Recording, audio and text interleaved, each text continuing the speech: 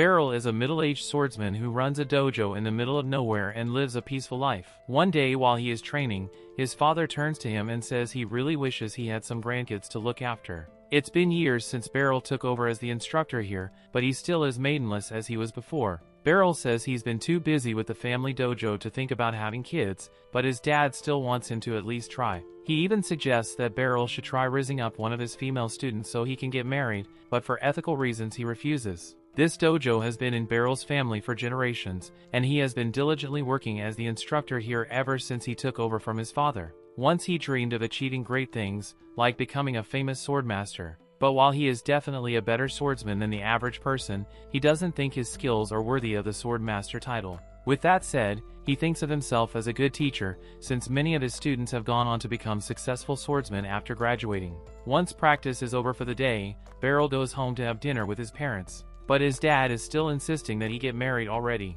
Beryl's dad tries to get his wife friend to pressure Beryl into finding a wife, but she says these things take time, so there's no need to rush him. However, she is still expecting Beryl to give her a grandbaby. Beryl chokes on his food a little because that's a lot easier said than done, especially since he doesn't even have a girlfriend yet. And it's not like a pretty girl is just going to show up at his door. A few seconds later, there's a knock at the door, and Beryl opens it to find a pretty girl standing there. She greets him as her master, and after taking a closer look at her, Beryl realizes that she's one of his former students, Alucia Citrus. Beryl invites her inside and offers her a cup of tea so they can catch up. Beryl remembers Alucia being a gifted student back when he trained her, but he never could have expected that she would become the commander of the Royal Knight Order. Anyway, Beryl asks her why she came to visit, so Alucia explains that part of her duty as Knight Commander is to train new recruits, so she took it upon herself to recommend Beryl as a special sword instructor. She even got approved as an Imperial Order, so she came to inform Beryl of the good news. Beryl never asked to become an Imperial instructor,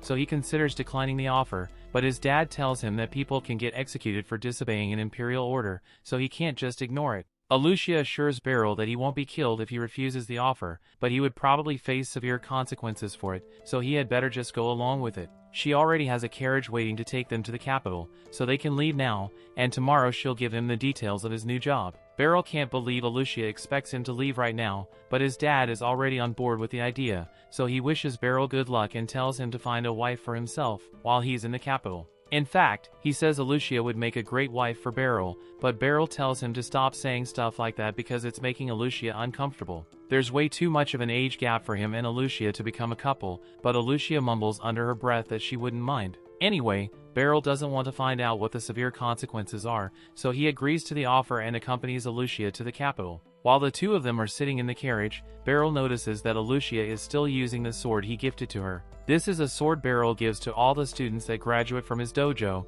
and Alucia has taken special care of hers ever since she got it. Beryl is glad to see that she values his gift so much, but he doesn't think that sword is good enough for a knight commander like herself to use. He says she could find something better at any other blacksmith. But Alucia says this sword is the perfect one for her. Beryl assumes she must be so attached to that sword because as her former master, she still believes that anything she gets from Beryl is superior, but he is just an ordinary swordsman, so he'd never be able to cut it as a special instructor. Just then, Alucia speaks up and says she is so excited that the hillbilly swordmaster is finally coming to the capital. Beryl has no idea who she's talking about because he's not a hillbilly and he's definitely not a swordmaster, but she tells him that he is well known in the world of swordsmanship. He has trained dozens of students who went on to become legendary swordsmen and adventurers, so he's a bit of a living legend, although Alucia isn't happy with the nickname he got.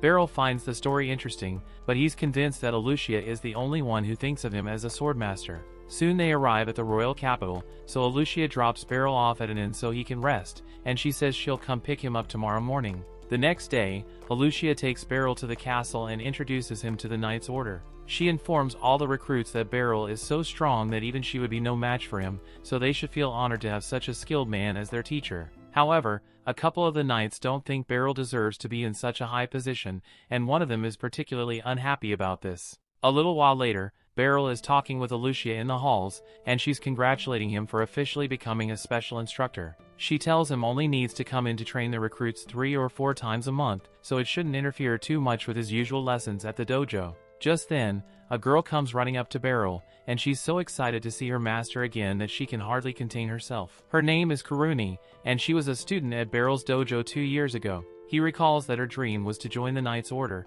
so he's glad to see that she actually made it happen. Although Kuruni is still only a trainee, so she's still got a lot of work to do before she can become a proper knight. With that said, she is happy that she'll get to train under Beryl again, and the same goes for Lucia. Later that day, Beryl returns to his home, but as he opens the door, he finds that yet another one of his students has come to pay him a visit. His name is Randrid, and he came to introduce Beryl to his wife and newborn child. Beryl is happy to see that Randrid is doing well, but his father cuts him off and says Beryl shouldn't bother coming home until he has a wife and kid like Randrid over here. Speaking of Randrid, after graduating from Beryl's dojo, he went on to become a platinum rank adventurer, but now that he has a child, he wants to retire and move back into the village. Platinum rank is pretty hard to achieve, so Beryl is surprised that Randrid is willing to give it up so easily. But that again, being an adventurer is dangerous works, so he probably doesn't want to risk it while he has a child to take care of. While he's here, Randrid promises to do his best to run the dojo,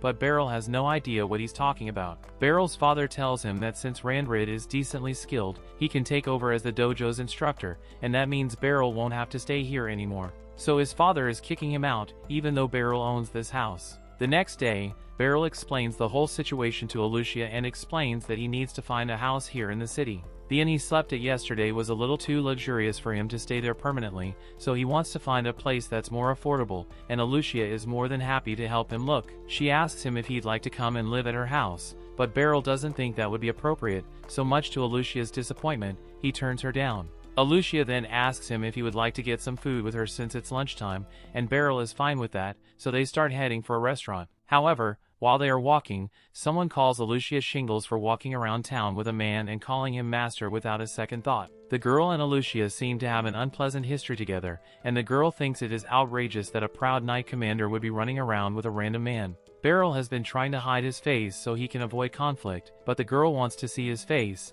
so she pulls the map down, and as soon as she recognizes Beryl, she calls him master too. Beryl is confused by this because he has no idea who she is, so she reminds him that her name is Serena, and he once saved her and taught her how to use a sword. It takes a while for Beryl to remember, but he eventually recalls finding an injured girl 20 years ago. He took her and nursed her back to health and eventually taught her how to fight, but he hadn't seen her in over a decade, so he's pleasantly surprised to see that she's a black rank adventurer. Serena apologizes for not visiting Beryl all these years, but she's also curious as to why he is suddenly in the royal capital. Lucia explains that Beryl has been appointed as a special instructor for the Knight's Order, so he is moving to the capital, and she is here to help him find a suitable inn. However, Serena says she'd be much better at finding accommodations because as an adventurer, she was used to staying in inns. Serena and Lucia start arguing over who gets to go house hunting with Beryl, and Beryl has no idea why the two hate each other so much, but with their help, he eventually manages to find an inn that suits him. He thanks both of them for their help, but he asks them to please stop arguing with each other for his sake, because he can't listen to any more yelling. Out of respect for Beryl, the two of them stop arguing with one another and quietly walk home. Beryl watches them from a window, and while he can't say he will enjoy all the excitement of city life, he thinks it's nice that he will have so many of his students around to take care of him. The next day, the Knight's Order is training as usual, and the Vice Commander, Henbritz, is absolutely dominating all the others with his skill. After defeating his aspiring partner, Lucia suddenly makes an announcement and informs everyone that there has been a change to the schedule. Instead of once a week, Beryl will be instructing them starting today, so she expects them to work harder than ever before. Beryl tells them all that he's happy to be here, but before he can begin his first lesson, Henbritz approaches and says he has something to say. To be a special instructor for the Knight's Order, Beryl would need to possess a certain level of strength, so he is challenging him to a duel. Henbritz isn't trying to be disrespectful. He simply wants to make sure that Beryl is good enough for the position, and as the Vice Commander, he is within his rights to ask for a duel, so Lucia sanctions it. Beryl really wishes she would stop agreeing to things on his behalf,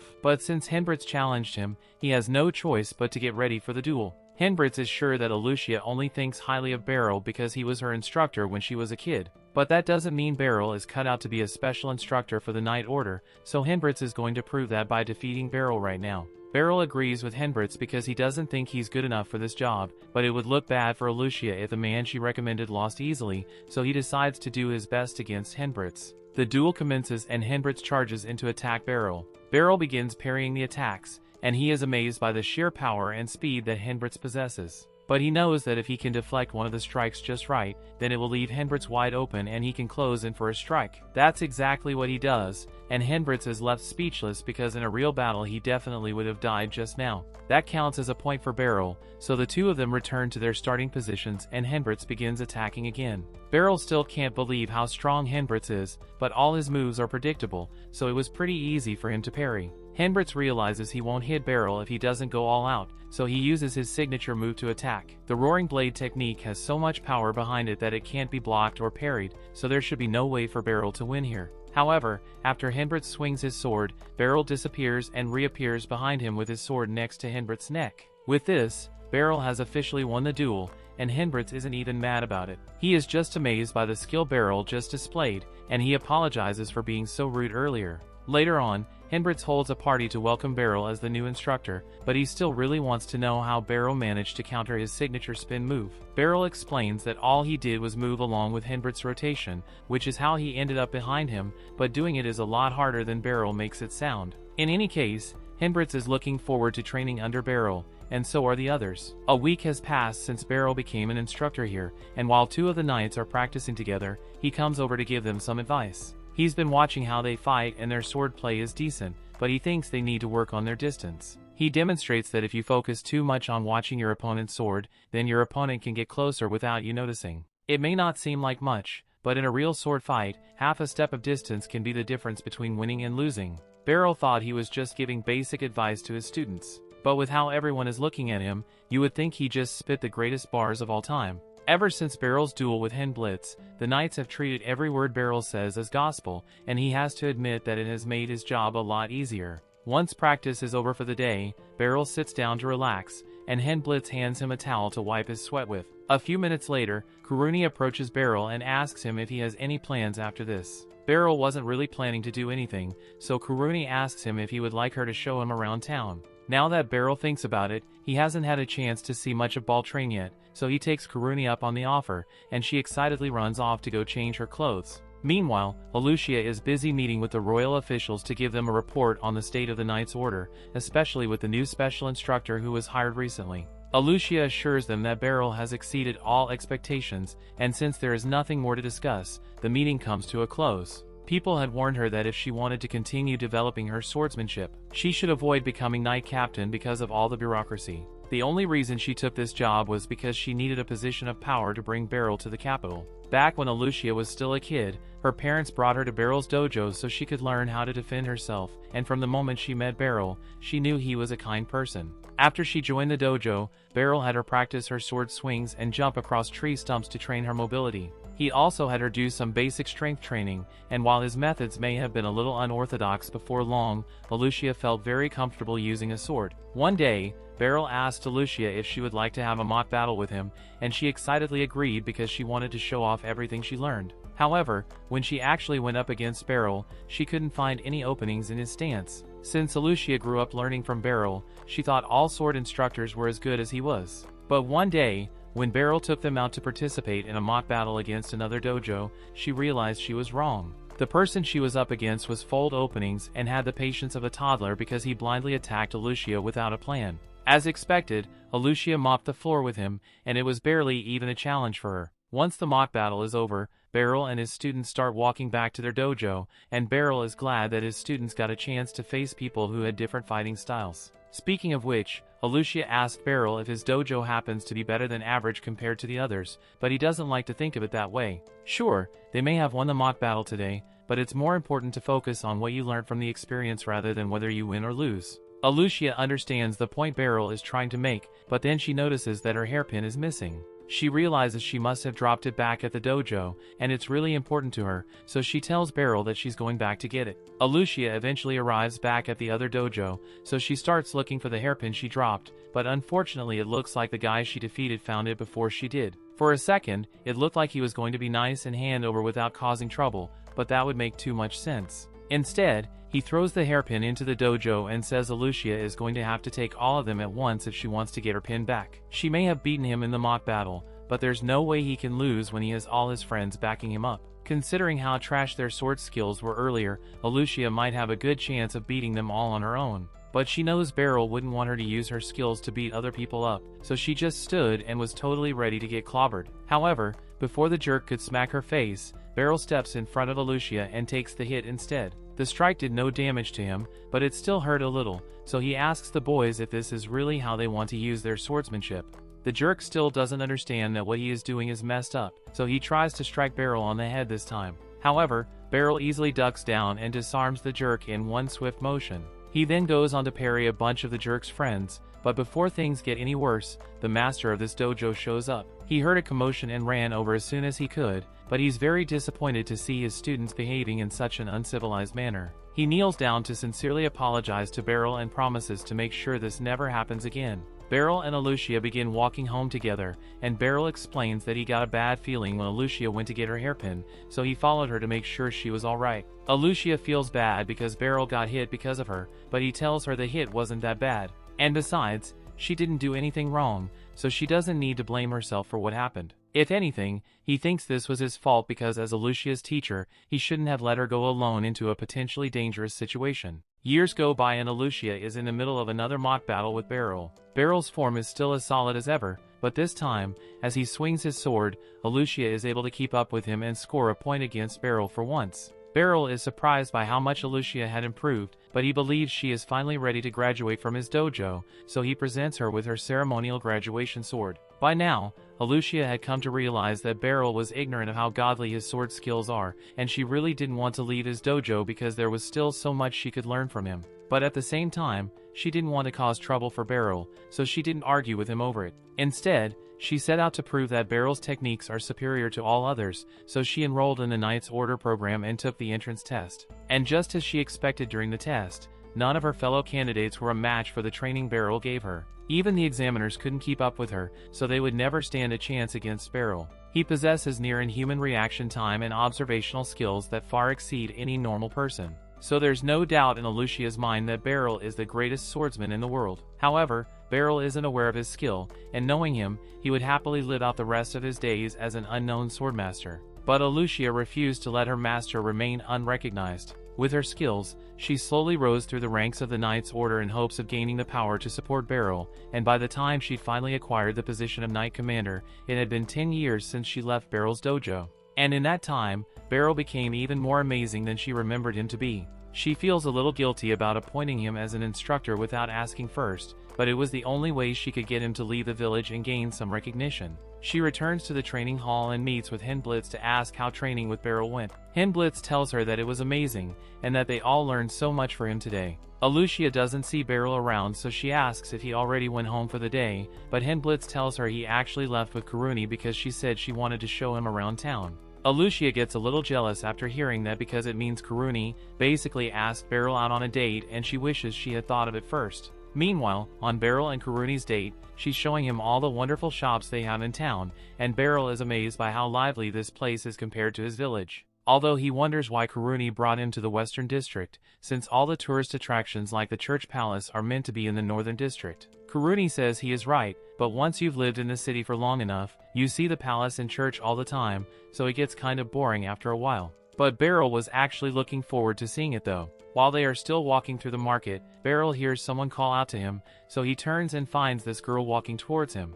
She is calling him master, so she must have been one of his students, but he has no idea who she is. She also seems to be good friends with Karuni, but he still can't remember who she is. The girl is disappointed that her master has forgotten about her, so she points to her sword to remind him that she was one of his graduates. Beryl thinks about it for a few more seconds, and he finally remembers where he has seen the girl before. Her name is Ficelle, and she was indeed one of his students. She spent 2 years training alongside Karuni, although she looked a lot different back then. It has been 5 years since Beryl saw her, so she was bound to grown up a lot since then. And she's been doing pretty well for herself in the capital, because she is now the ace of the Magic Corps. Beryl is happy to hear that she is doing well, but he's a bit surprised that she joined the Magic Corps because he doesn't remember teaching her anything about magic. Karuni asks Faiz if she's here to do some shopping, so she explains that she came to buy some magic accessories. Beryl has never heard of magic accessories before, so Faiz picks one up and explains that it allows anyone to use magic. Although she is capable of using magic without any accessories, Beryl is surprised that Faiz can really use magic on her own.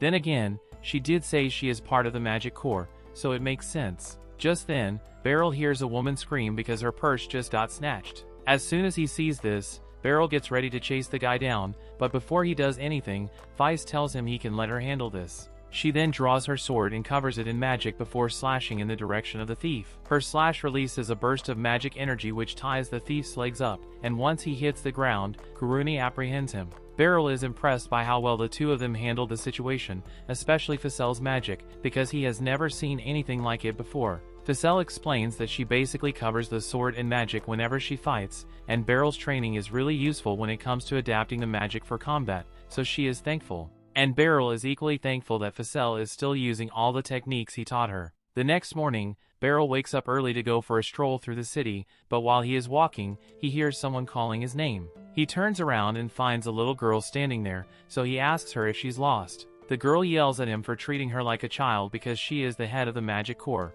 But Beryl thinks the girl is just playing a game, so he doesn't believe her. The girl is starting to get frustrated by the fact that Beryl doesn't believe her, so she demonstrates her power by spawning a huge fireball from her finger. Beryl finally believes that she is part of the Magic Corps, but he is surprised that such a little girl could use magic like that. She tells him to stop calling her a little girl. Her name is Lucy, and she's a full-grown adult. Okay, maybe grown is a bit of a stretch, but she's a lot older than Beryl is, so she will not stand for him treating her as a child. Weiss told her all about Beryl and how amazing he is, so she wanted to meet him in person. She is sure that Beryl must be an excellent teacher because Facel's skill with a sword is exceptional. But Beryl says Facel's success is due to her own hard work. All he did was teach her the basics. Beryl has been walking with Lucy to be polite, but she eventually leads him into a wide open area, and any gamer can tell where this is going. Lucy is very fond of her magic, so she trains every day to improve as much as possible. However, she doesn't have anyone worthy to practice with, but since Beryl is a legendary Swordmaster, she thinks he will be a good challenge for her. Before Beryl can even respond, she tries to hit him with a blast of fire, but he jumps back to dodge it in time. Beryl would have preferred to avoid fighting altogether, but with the way Lucy is staring at him, it doesn't look like she will let him go until he gives her a proper fight, so he draws his sword and gets ready to face her. Lucy launches a massive fireball at Beryl, so he jumps out of the way and starts darting around to evade her attack. Lucy continues throwing fireballs at him, but Beryl is able to dodge and parry everything she shoots at him. So she decides to switch things up and uses ice magic to create 3 ice balls. She throws the ice balls at Beryl, and despite their size, he is easily able to cut the ice in half with one swing of his sword. After seeing what Beryl can do, Lucy is even more invested in this fight, but Beryl wants to end things as soon as possible, so begins charging towards her. He doesn't want to actually hurt her, so he intends to just use the hilt of his sword to knock her out. But just when he gets within striking distance, Lucy covers herself in flame to force Beryl to back away. He had her worried for a second there,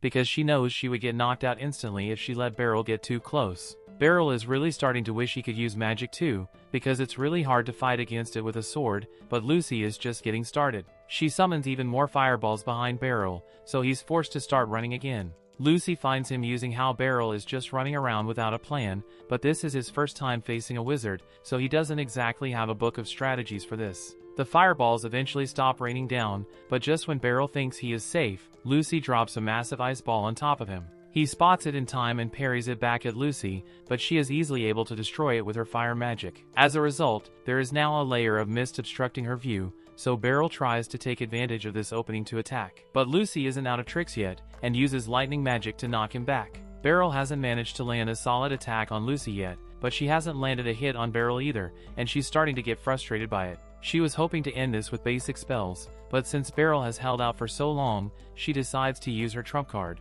Beryl notices her pause for a moment, so he thinks this might be his chance to attack, but a second later he freezes in his tracks because Lucy just summoned a black hole. He isn't exactly sure what that thing is supposed to do, but he can tell that it'll be bad if he rushes in, so he patiently waits for Lucy to make a move. However, she suddenly gives up and dispels her magic. There's no point in continuing the fight if Beryl can maintain his composure like that in the face of a black hole, so she apologizes for taking things too far and says they can end things here for today. Beryl is just relieved that he doesn't have to fight her anymore because it's really nerve-wracking to go up against someone like Lucy. But out of curiosity, he wants to know what would have happened if she decided to launch her spell, and Lucy explains that in theory, the spell should have shredded Beryl's body of pieces. Granted, she can see why Facel looks up to Beryl so much because most people who saw that spell would have passed out from fear immediately, and this is the first time she had come across a swordsman like Beryl who could put up such a good fight. That said, she really is sorry for randomly forcing him into a duel, so she tells him to come to the Magic Institution later,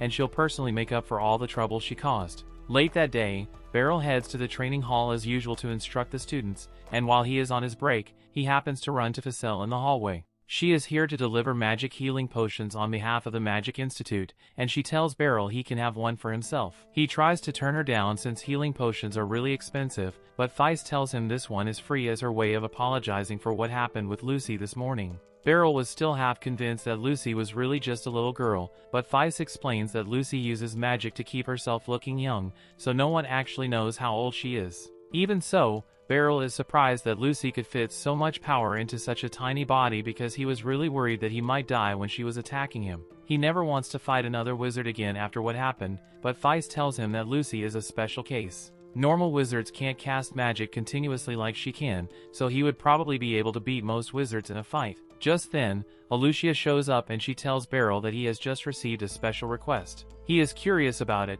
so Alucia leads him to a room where they both meet with Serena. She tells them that the Adventurers Guild would like to hire Beryl to organize some special training for the new adventurers in preparation for their first ascent into a dungeon.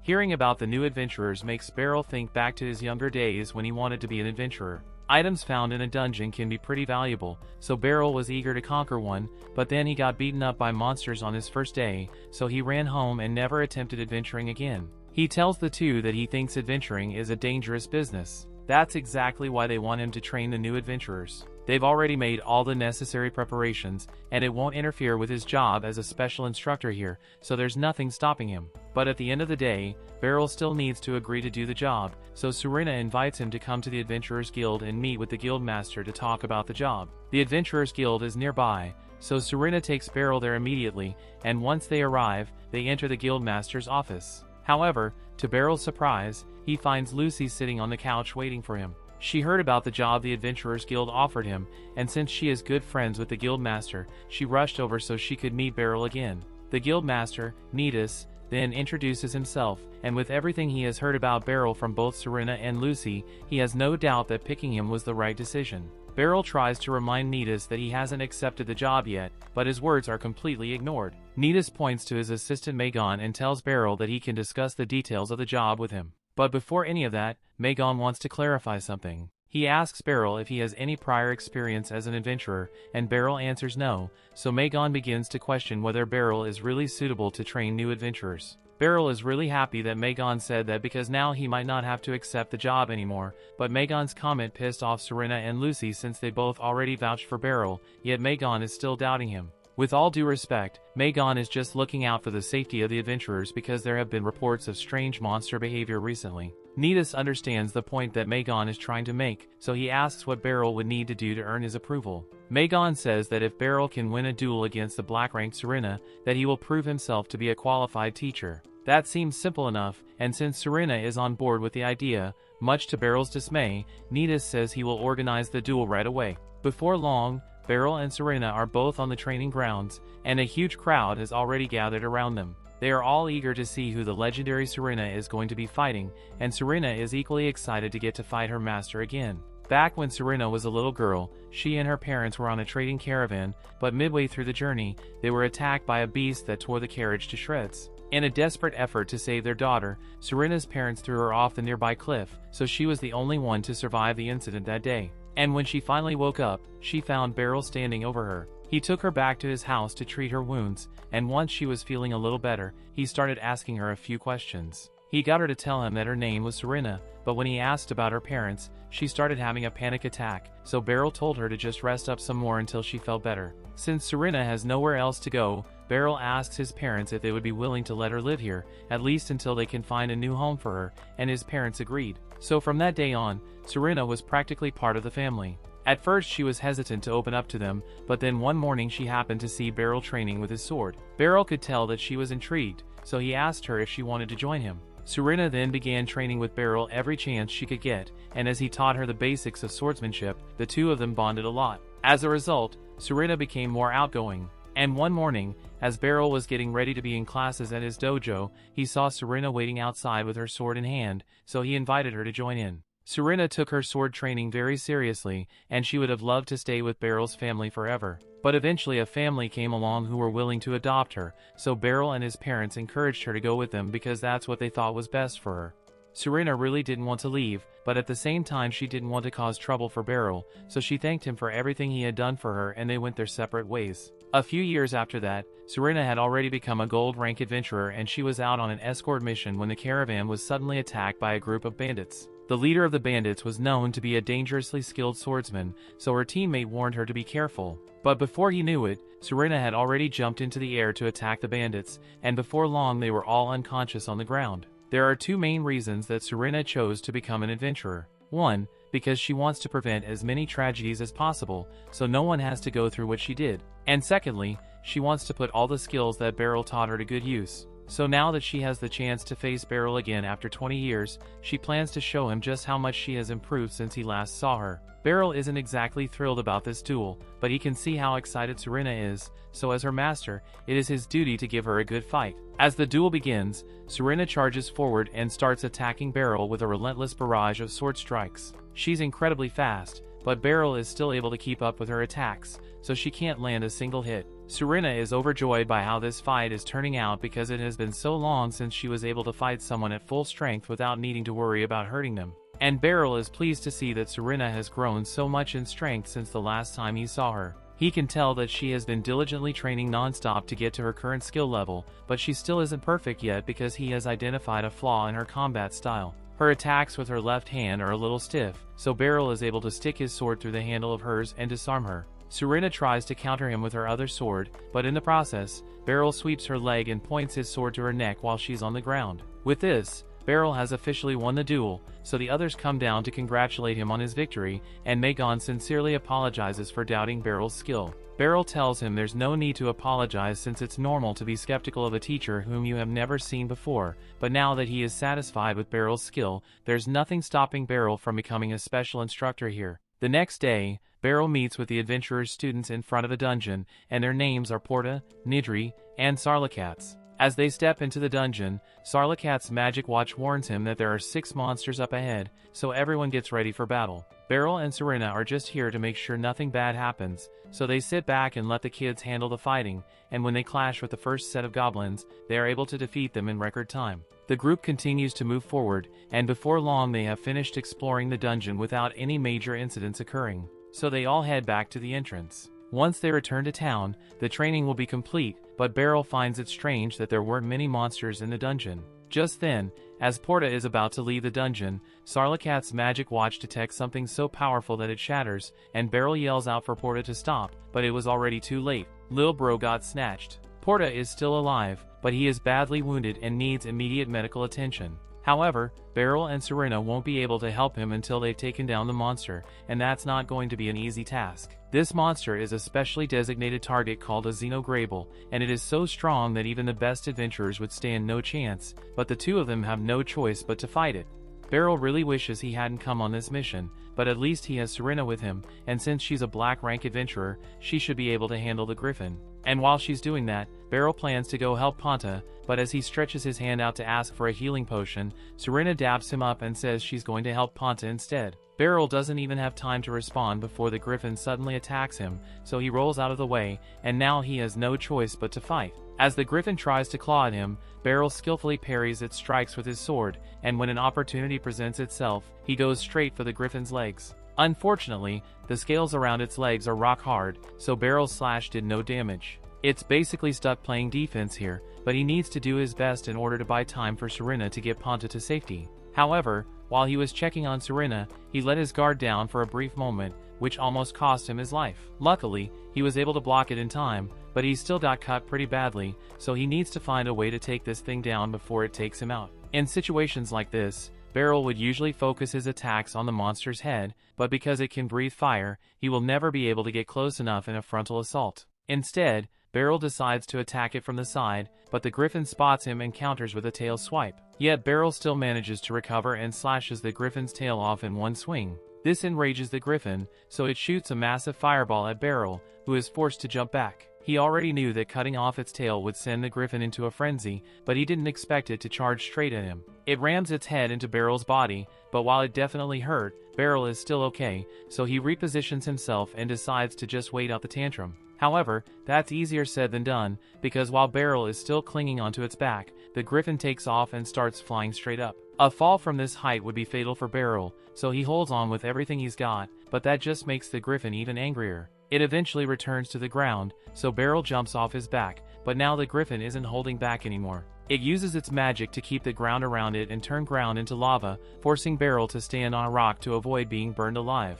But Beryl isn't the only one in danger of burning because the lava is flowing into the caves, and it's only a matter of time before the kids inside die from the heat. Beryl hears them screaming for help, and he doesn't have time to worry about his own safety anymore, so he starts riding across the lava to attack, and for now, his boots are keeping him safe. However, as he clashes with the griffin, he still can't seem to make any progress against its hard body. The griffin starts shooting more fireballs at him, so he now has to run and dodge across the lava. As a result of one of the fireball explosions, Beryl is launched into the air, but he uses that to his advantage and stabs the griffin in its eye. The griffin screeches in agony and knocks Beryl away, and the good news is that Beryl's sword is still in its eye, so it can't see anymore. But the bad news is that Beryl no longer has a blade to fight or parry with, and the griffin looks like it's about to unleash hell on him. Just then, something gets the griffin's attention, so it looks up and there we see Serena jumping from a cliff with blades in hand to finish the griffin off. She slams into down at full speed, knocking it to the ground, and before the griffin could retaliate,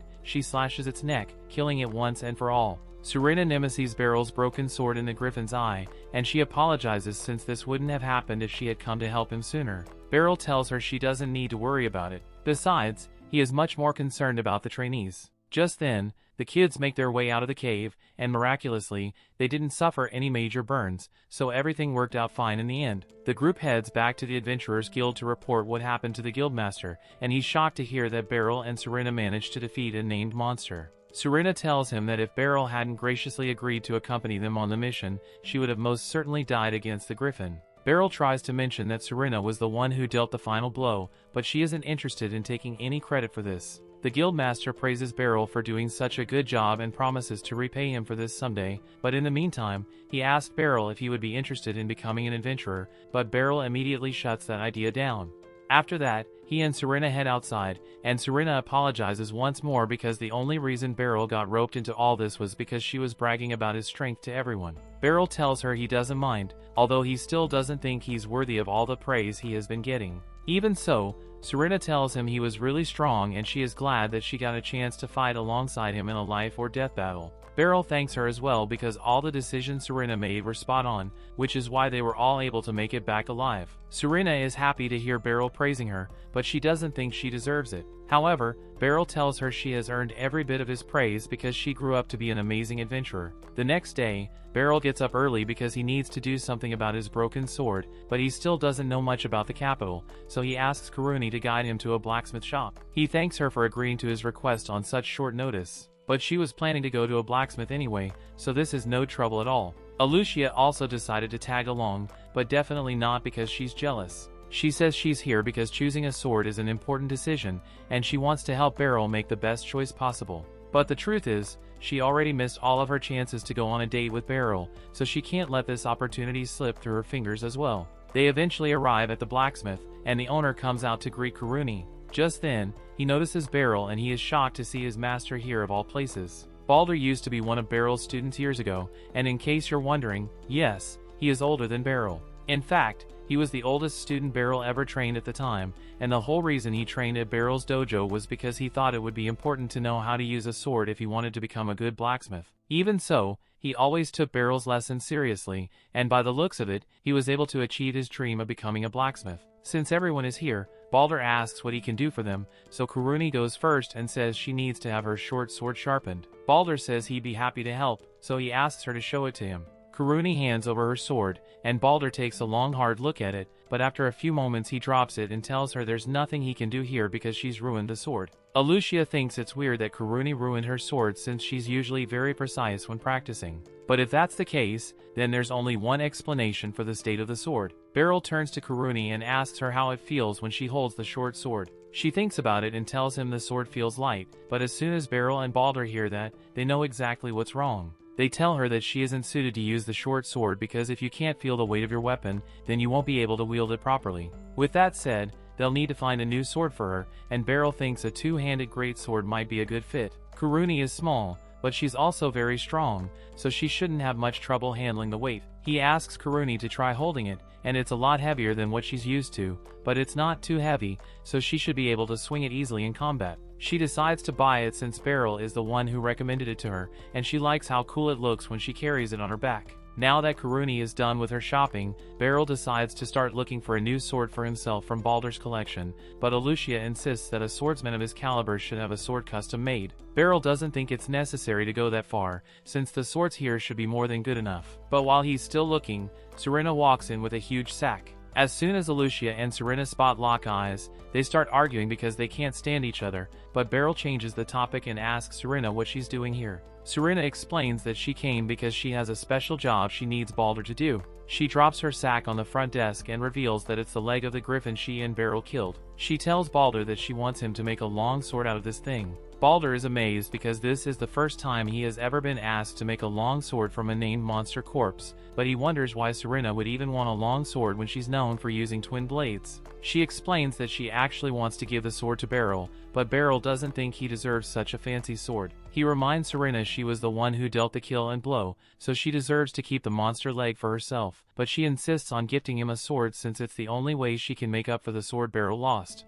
Baldur suddenly chimes in and tells Beryl to just accept the gift already, but not because he's on Serena's side, it's because he really wants to try making an awesome sword out of main monster parts. Beryl eventually agrees to have a sword made from the monster's leg, but he can already tell by the look on Baldur's face that he's going to try something crazy. He reminds Baldur that he just wants a regular sword, and Baldur promises not to make anything weird. But for some reason, Beryl doesn't trust him. In any case, Baldur says it will take a while for him to complete his masterpiece, so he asks for a week, and Beryl has no problem with that time frame. So since all their business here is done, says it's time for them to leave. And as soon as he says this, Kuruni comes up to Beryl and asks for a small favor. Since she just bought a new sword, she's going to need to learn how to use it properly, so she asked Beryl to give her some private lessons. Beryl informs her that a great sword has two main functionalities. First, you can put a lot of force behind your swings. It's best to swing laterally to make good use of your momentum. Secondly, you can hold the sword by the ricasso to make it easier to maneuver. Kuruni tries it out, and it brings back memories because back when she was part of Beryl's dojo, she spent ages learning how to swing her sword properly. Later that night, Beryl is walking home alone, and along the way he notices a child coming his way. Normally he'd think nothing of it, but as they pass each other, she tries reaching into Beryl's jacket to steal his money. Beryl catches her in the act and grabs her arm so she can't get away, but all of a sudden she blasts Beryl with fire magic to distract him. Her plan works because Beryl was forced to let go of her to protect himself. She then runs off into the night and eventually enters a rundown building with a bunch of men gambling inside. As she walks past them, she hands over all the money she successfully stole that night, but the men aren't satisfied with the amount, so they accuse her of slacking off. However, their boss speaks up and tells them to be quiet because Mui would never intentionally do that after all. She knows there'll be consequences if she ever goes against him. Mui's face remains expressionless, but she knows how cruel the boss can be, so she can afford to keep making mistakes. However, she suddenly realizes she made a massive mistake because in her hurry to run away from Beryl, she accidentally dropped her ring on the ground and Beryl just found it. The next day at the training hall, Kuruni is still practicing with her new great sword, and Henblitz is sparring with Beryl on the other side of the hall. So far he hasn't managed to land a single hit on Beryl yet, so as he charges in for one final strike, he feeds an overhead slash and targets Beryl's abdomen instead. Beryl is impressed by the technique, but he is still able to counter it, so Henblitz loses. Henblitz thanks Beryl for the lesson, and Beryl praises him for improving so much in a short time. That feat was almost perfectly executed, but it still wasn't enough to overcome Beryl's reflexes. Just then, Henblitz looks over to Kuruni, and he mentions how it takes a lot of guts to suddenly switch weapons like she did, but she shows a lot of promise. And it's really important that the Knight's Order improves his fighting power, so they can go against the group of thieves known as the Dark Hand of Twilight. The Twilight Thieves have recently begun operations in the capital, and they are causing a lot of trouble, so the Royal Guard and Knight's Order are investigating. And as soon as they locate the Twilight hideout, they plan to raid the place and apprehend all the thieves. But to be safe, they'll need all the force they can get, and Kuruni is a bit of a powerhouse. Of course, Henblitz is sure Beryl would be able to single-handedly take down the Twilight Thieves, but he doesn't want to bother him with boring work like this, so he tells him he can leave all the fighting to the Knights of the Knight's Order. But it's not like Beryl wanted to fight anyway. He has never fought against criminals before, and he doesn't plan on starting anytime soon. but he remembers the ring he got off that pickpocket yesterday, and he wonders if it might help with the investigation. However, as soon as Karuni spots the ring in his hand, she thinks Beryl is planning to give it to someone as a gift, and Henblitz agrees with her. Beryl tries to explain that the ring isn't a gift, but before he could say anything, Karuni tells him he might need to get a bigger ring if he wants to propose to Alucia, because this one looks like it only fit a child. Beryl has no idea where she got the idea that he's going to propose to anyone, but he finally gets a chance to speak and explain that he was targeted by a pickpocket yesterday.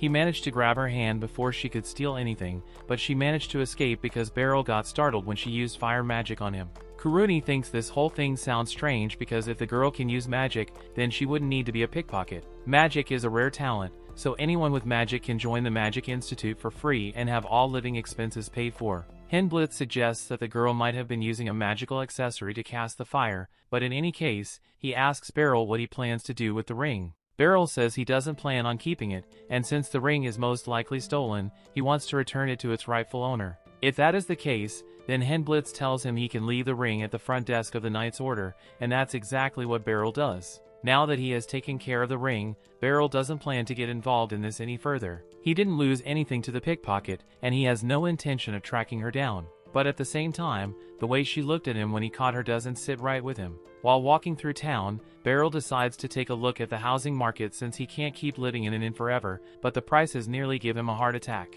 He could technically afford it with how much he gets paid by the Knight's Order, but it's still a lot of money to spend. Just then, he notices a girl behind him and she seems to be looking for something, so he goes over to see if he can help. But after getting a closer look at her, he realizes it's the girl that tried to rob him last night. He asks her if she happens to be looking for a ring, and after hearing him mention the ring, the girl attacks him because she thinks he took it. But Beryl asks her to please calm down because he doesn't want to cause a scene. Firstly, he tells her he dropped the ring off at the Knight's Order front desk, so he doesn't have it anymore, and the girl can't exactly walk into the Knight's Order to get it back. Secondly, Beryl asks her if she stole the ring, because it seems odd that she'd go through so much effort to get it back if it wasn't important to her. She tells him she didn't steal the ring, and that's all Beryl needed to hear, so he tells her to come with him so he can get it back with her. Mui is a little hesitant to follow him, but he tells her it will be hard to prove that the ring is hers if she goes by herself. However, if Beryl vouches for her, it shouldn't take long to get it back. Mui reluctantly agrees to follow him, but she makes it clear that she isn't happy about it.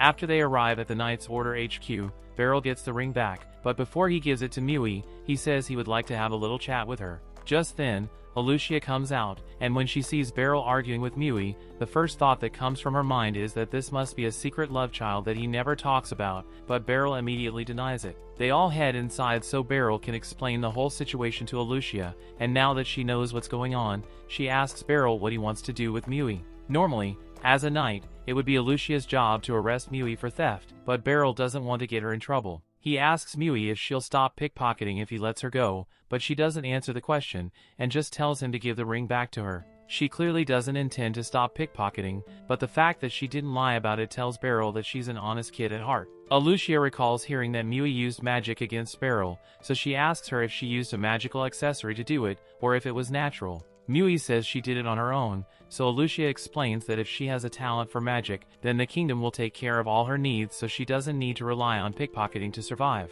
Mui is starting to open up a little, so she explains that she can't stop because she needs to pay 5 million delk. Her boss told her that if she paid him that amount, then he would use magic to bring her sister back to life. But she doesn't have enough time to earn that money legally, so she turned to crime. Beryl immediately realizes that Mui's boss must be lying to her because bringing people back to life isn't possible. But there's no way she would believe him if he said that right now. Just then, Alucia decides to step out because there's something she needs to check, and in the meantime, Beryl and Mui are left alone. Beryl asks her if she'd like to eat some cookies, and Mui declines, but she's clearly hungry, so he thinks him a good idea. So he leaves for a moment and comes back with a loaf of bread for Mui. As soon as he hands her the bread, Mui starts devouring it. Beryl is glad he ran into her today because he has been worried about Mui ever since he saw that sad look on her face yesterday, so getting the chance to help her out even a little makes him happy. With that said, he has kept her here long enough so he gives Mui's ring back to her. And now that she has what she came for,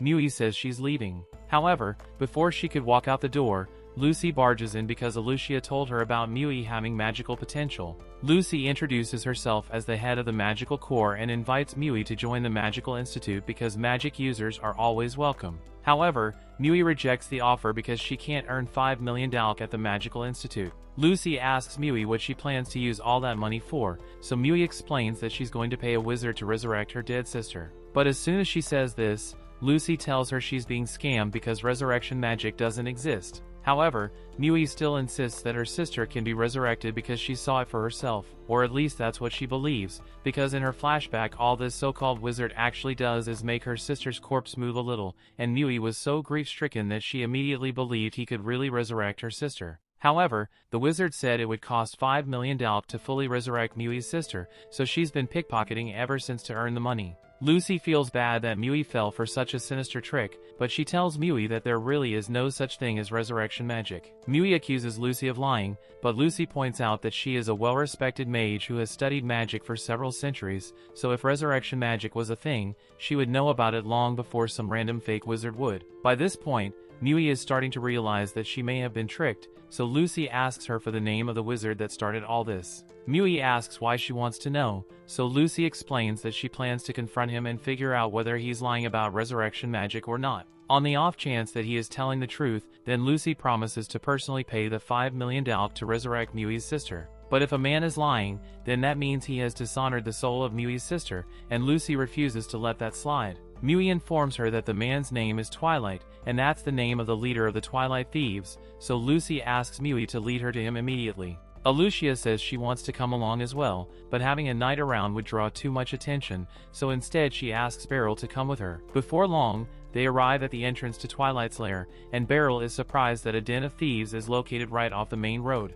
Beryl is starting to wish he had borrowed a real sword for this fight, but Lucy assures him that with his skills, a wooden sword should be more than enough to handle some bandits. There's no point in waiting any longer, so Lucy blows a hole through the front door and they are immediately confronted by a group of thieves. One of the thieves tries to grab Lucy, but she doesn't have time to deal with losers like him, so she blasts the thief away and asks Beryl to handle the rest while she goes to deal with Twilight. The thieves spot Mui behind Beryl, and they realize she's the one who ratted them out, so one of them tries to attack her, but Beryl swiftly pokes him in the throat. He's only got a wooden sword, so the bandits will most likely survive, but getting hit in the throat with a wooden sword still hurts like hell, so they're starting to hesitate. While Beryl is dealing with everyone upstairs, Lucy heads into the basement to confront Twilight, and as soon as he sees her, he uses a magic accessory to drop ice balls on Lucy. However, Lucy is a master mage, so something like this could never stop her. She melts her way out of the ice, but Twilight has more magic accessories up his sleeve, so he uses some telekinesis magic to pick Lucy up, and Lucy realizes that this is what he must have used to trick Mui.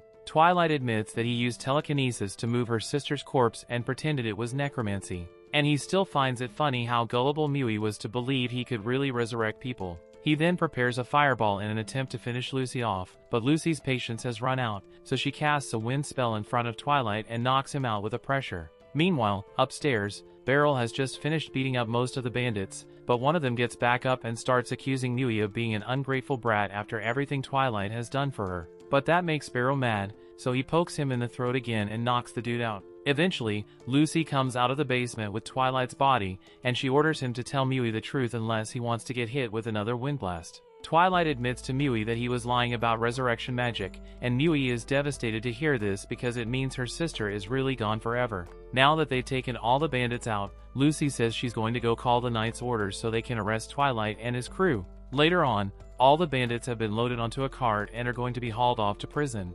Alucia thanks Beryl and Lucy for their help, but there's still a lot of investigating to do, since those magic accessories that Twilight was using were way too powerful for someone like him to acquire on his own. That means there must be someone pulling his strings, and they need to find out who that person is. As Twilight and the other bandits are being hauled off, a man watches from the shadows. The cloak man then points his hand at the cart, and suddenly Twilight's body begins to glow from the inside just before he dies a painful death. The cloak man later goes to report to his boss that Twilight has been successfully silenced thanks to the magic device they implanted in him, so there's no risk of their plans getting leaked. The Pope is glad to hear this because he intends to use these corpses that Twilight gathered for him to recreate a miracle with his own hands, and he won't let anything stop him. The next day, after Beryl is done training the knights, Alucia approaches him because she has something she needs to say. She tells Beryl that while Twilight was being transported yesterday, he suddenly exploded out of nowhere, leaving nothing but a magic device behind. The Magic Corps is currently investigating the origins of the magic device, but they haven't found anything yet.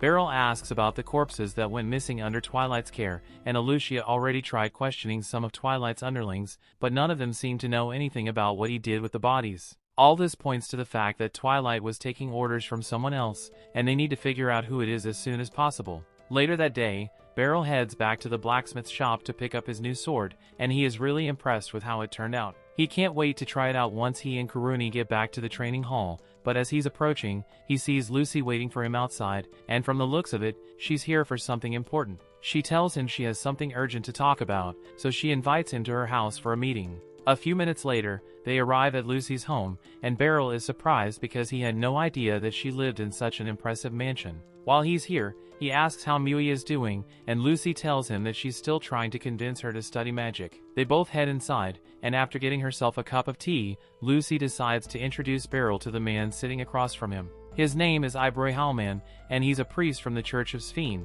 Beryl is happy to meet him, but he has no idea why someone from the church is here. Lucy explains that the magical devices that Twilight had were all created by the nation of Sphene, but they were funneled into the hands of a criminal like Twilight by a bishop named Revios Sarleon. And in return for the magic devices, Bishop Revios asked Twilight to collect dead bodies for him. That explains why Twilight ended up being silenced by a magic device, but Beryl still doesn't understand why Revios would want dead bodies in the first place. Ibroy tells him that in the Church of Sphene, magic is thought of as a miracle, and of all the miracles that can be performed, there is one that is said to be most difficult, resurrecting the dead. Of course, Ibroy doesn't really think it is possible to resurrect the dead, but Revios is most likely conducting research on it, which is why he acquired those dead bodies. If Ibroy knows all this, then Beryl asks why he hasn't done anything to stop Revios yet, but unfortunately it's not that simple. Revios is currently at the Sphene Church in the northern district of this town, and the Knight's Order plans to call him in tomorrow to question him.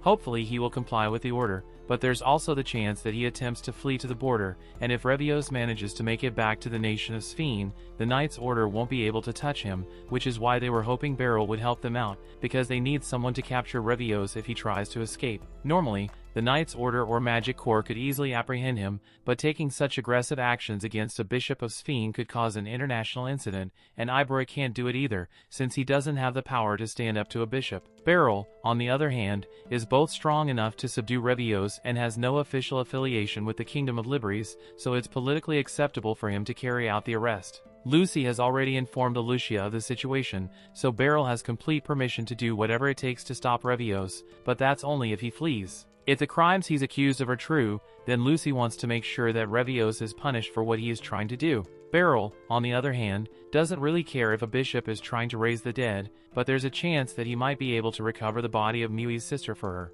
Mui's sister isn't going to come back, but if Mui were given the chance to properly mourn her sister, then maybe she could move on, so Beryl eventually decides to agree to Lucy's request. Lucy is grateful, and she promises that she will pay Beryl a fair amount as a reward. But as Beryl opens the front door to leave, he runs into Mui, who just got back from a shopping trip. Mui wasn't expecting to see Beryl today, so she asks him what he is doing here, and Beryl tells her he just came to have a quick chat with Lucy. But with that said, he is also happy he got the chance to see Mui again, and even happier to see that she is doing well. Mui is still having a hard time understanding why Beryl and Lucy went so far to help her. She was a thief who tried to steal from Beryl, yet they saved her from Twilight, and now they are giving her a place to live and taking care of her.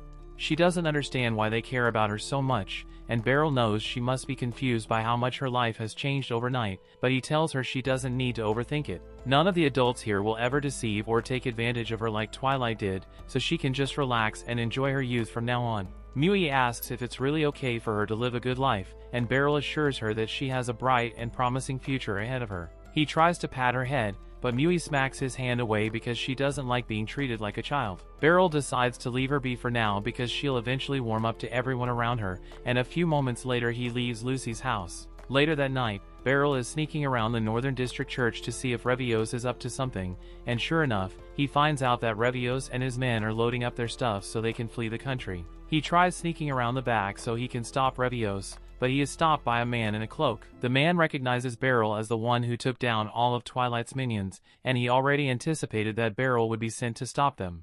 Beryl knows this isn't going to work, but he still has to inform them that Revios is going to be called in for questioning tomorrow, so he isn't allowed to leave the country. But as expected, the Spur doesn't care about the order at all and calls 3 swordsmen to take care of Beryl. He even gives them permission to use magic against him, so the 3 swordsmen touch blade tips and chant a spell to boost their strength and speed. They are now much faster than they were before, so Beryl is going to have a hard time keeping up now. While those 3 are keeping Beryl occupied, Revios and Spur head back into the church to finish packing up their stuff so they can escape. It's been a while since Beryl has had a fight with killing intent, but if he holds back against these guys, he won't make it out of here alive. So as the first one charges at him, Beryl swiftly dodges and slashes him across the chest. The other 2 now realize how dangerous Beryl is, so they attack him together to stall while reinforcements close in. Now Beryl is surrounded by 5 boosted attackers, and even for him, this is a bit too much to handle alone. Luckily he isn't alone, and just as one of the swordsmen's about to slash Beryl, a wind spell knocks his blade out of his hand. Ficelle then runs up and tells Beryl she's here to help him, and Karuni is here too. But Beryl has no idea why they are here, since the whole point of this was for the Knights Order and Magic Corps to avoid getting directly involved. The 2 explain that they aren't here on official orders. They just happened to be passing by and decided to help Beryl. That's all. Beryl isn't sure if that's how this works, but he is glad to have the help, so together the 3 of them begin cutting their attackers down. At one point, Beryl clashes with one of the swordsmen, and a few moments later the blue glow in his body fades. The swordsman freezes up and falls over when this happens, so Beryl takes the opportunity to knock him out, even though he doesn't understand what just happened. Ficelle explains that their buff spells must be wearing off, so they are suffering the backlash now, and that should make them easy to defeat. But there are still more reinforcements heading this way, so Ficelle and Karuni tell Beryl that they can handle things here, so he should go after Revios. Beryl thanks them for the help and runs into the church to chase after Revios, but before he could get to him, Spur steps forward while Revios begins casting a spell. He tells Beryl that he is going to be the first to witness the miracle of life that Revios dedicated his life to studying, and once his spell is complete, the coffins nearby begin to shake. A few moments later, the corpses inside begin to move, and it seems like Revios was successful in his research into resurrection magic, or at least half successful, because these people are pretty much just zombies. Among the zombies, Beryl spots Mui's sister, and he remembers how badly Mui wanted her sister to be revived, but he also knows that Mui wouldn't want to see her sister in this state, so he has a tough choice to make. He is going to have to destroy the corpses, so as one of the zombies grabs his leg, Beryl chops his head off. The zombie then bursts into blue flames, so Beryl does the same thing to the rest of them until the only one left is Mui's sister. He wanted to give Mui a chance to mourn by returning her sister's corpse her, but it doesn't look like that's possible anymore, so he apologizes before striking her neck. Mui's sister then disintegrates in blue flames, leaving nothing but a ring behind. But Beryl's troubles aren't over yet because Spur comes back to finish him off and charges at Beryl with full force. Beryl parries his initial attack, but Spur is a lot more skilled than Beryl thought he would be, so he manages to catch Beryl off guard and stab him in the shoulder. But that doesn't mean Beryl is going to let himself lose. He recomposes himself and runs straight at Spur with determination, and as Spur tries to slash him, Beryl moves out of the way before slashing Spur across the shoulder. Spur never could have imagined that an old man like Beryl would be able to keep up with him after using his magic boost. But he still has one more trick up his sleeve, so he takes out a dagger and stabs himself in the side to give himself an extra boost in power. He then charges at Beryl once more, and this time Beryl is having a hard time keeping up with all Spur's slashes, so he is getting small cuts all over his body. It is clear that Spur is one of the toughest opponents Beryl has ever had to face, but that doesn't mean Beryl is going to give up. If he can't match Spur's speed, then he's just going to have to outmaneuver him,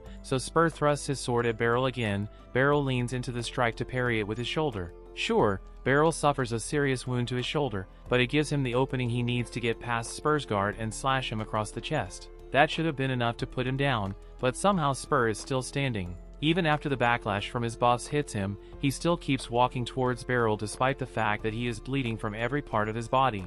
Beryl tells him to stop because he has already lost this battle, but as long as Spur breathes, he's never going to stop fighting. Beryl is amazed and horrified by Spur's resilience, but it doesn't take long before his injuries finally catch up to him and finally falls to the ground dead. Now that everything is over, Beryl heads outside and finds that Karuni and Ficelle were able to capture Revios, so he thanks them for a job well done. He then turns to Revios, but there isn't an ounce of remorse on his face whatsoever. Even when he is told that Spur was defeated, he simply says Spur must have gladly sacrificed himself for their cause. And even if they were able to catch him, it won't change anything, because unless a miracle by blood is created, the world is doomed. Beryl has no idea what Revios is talking about, but he assumes it's just crazy talk, so the next morning he meets with Lucy to tell her everything that happened, but he is still really bummed out because he couldn't get Mui's sister's body back here in one piece. Lucy can see that he is upset, so to cheer him up, she tells him to follow her so she can give him that reward she promised. She leads him to a house in the middle of town and tells him this is his reward.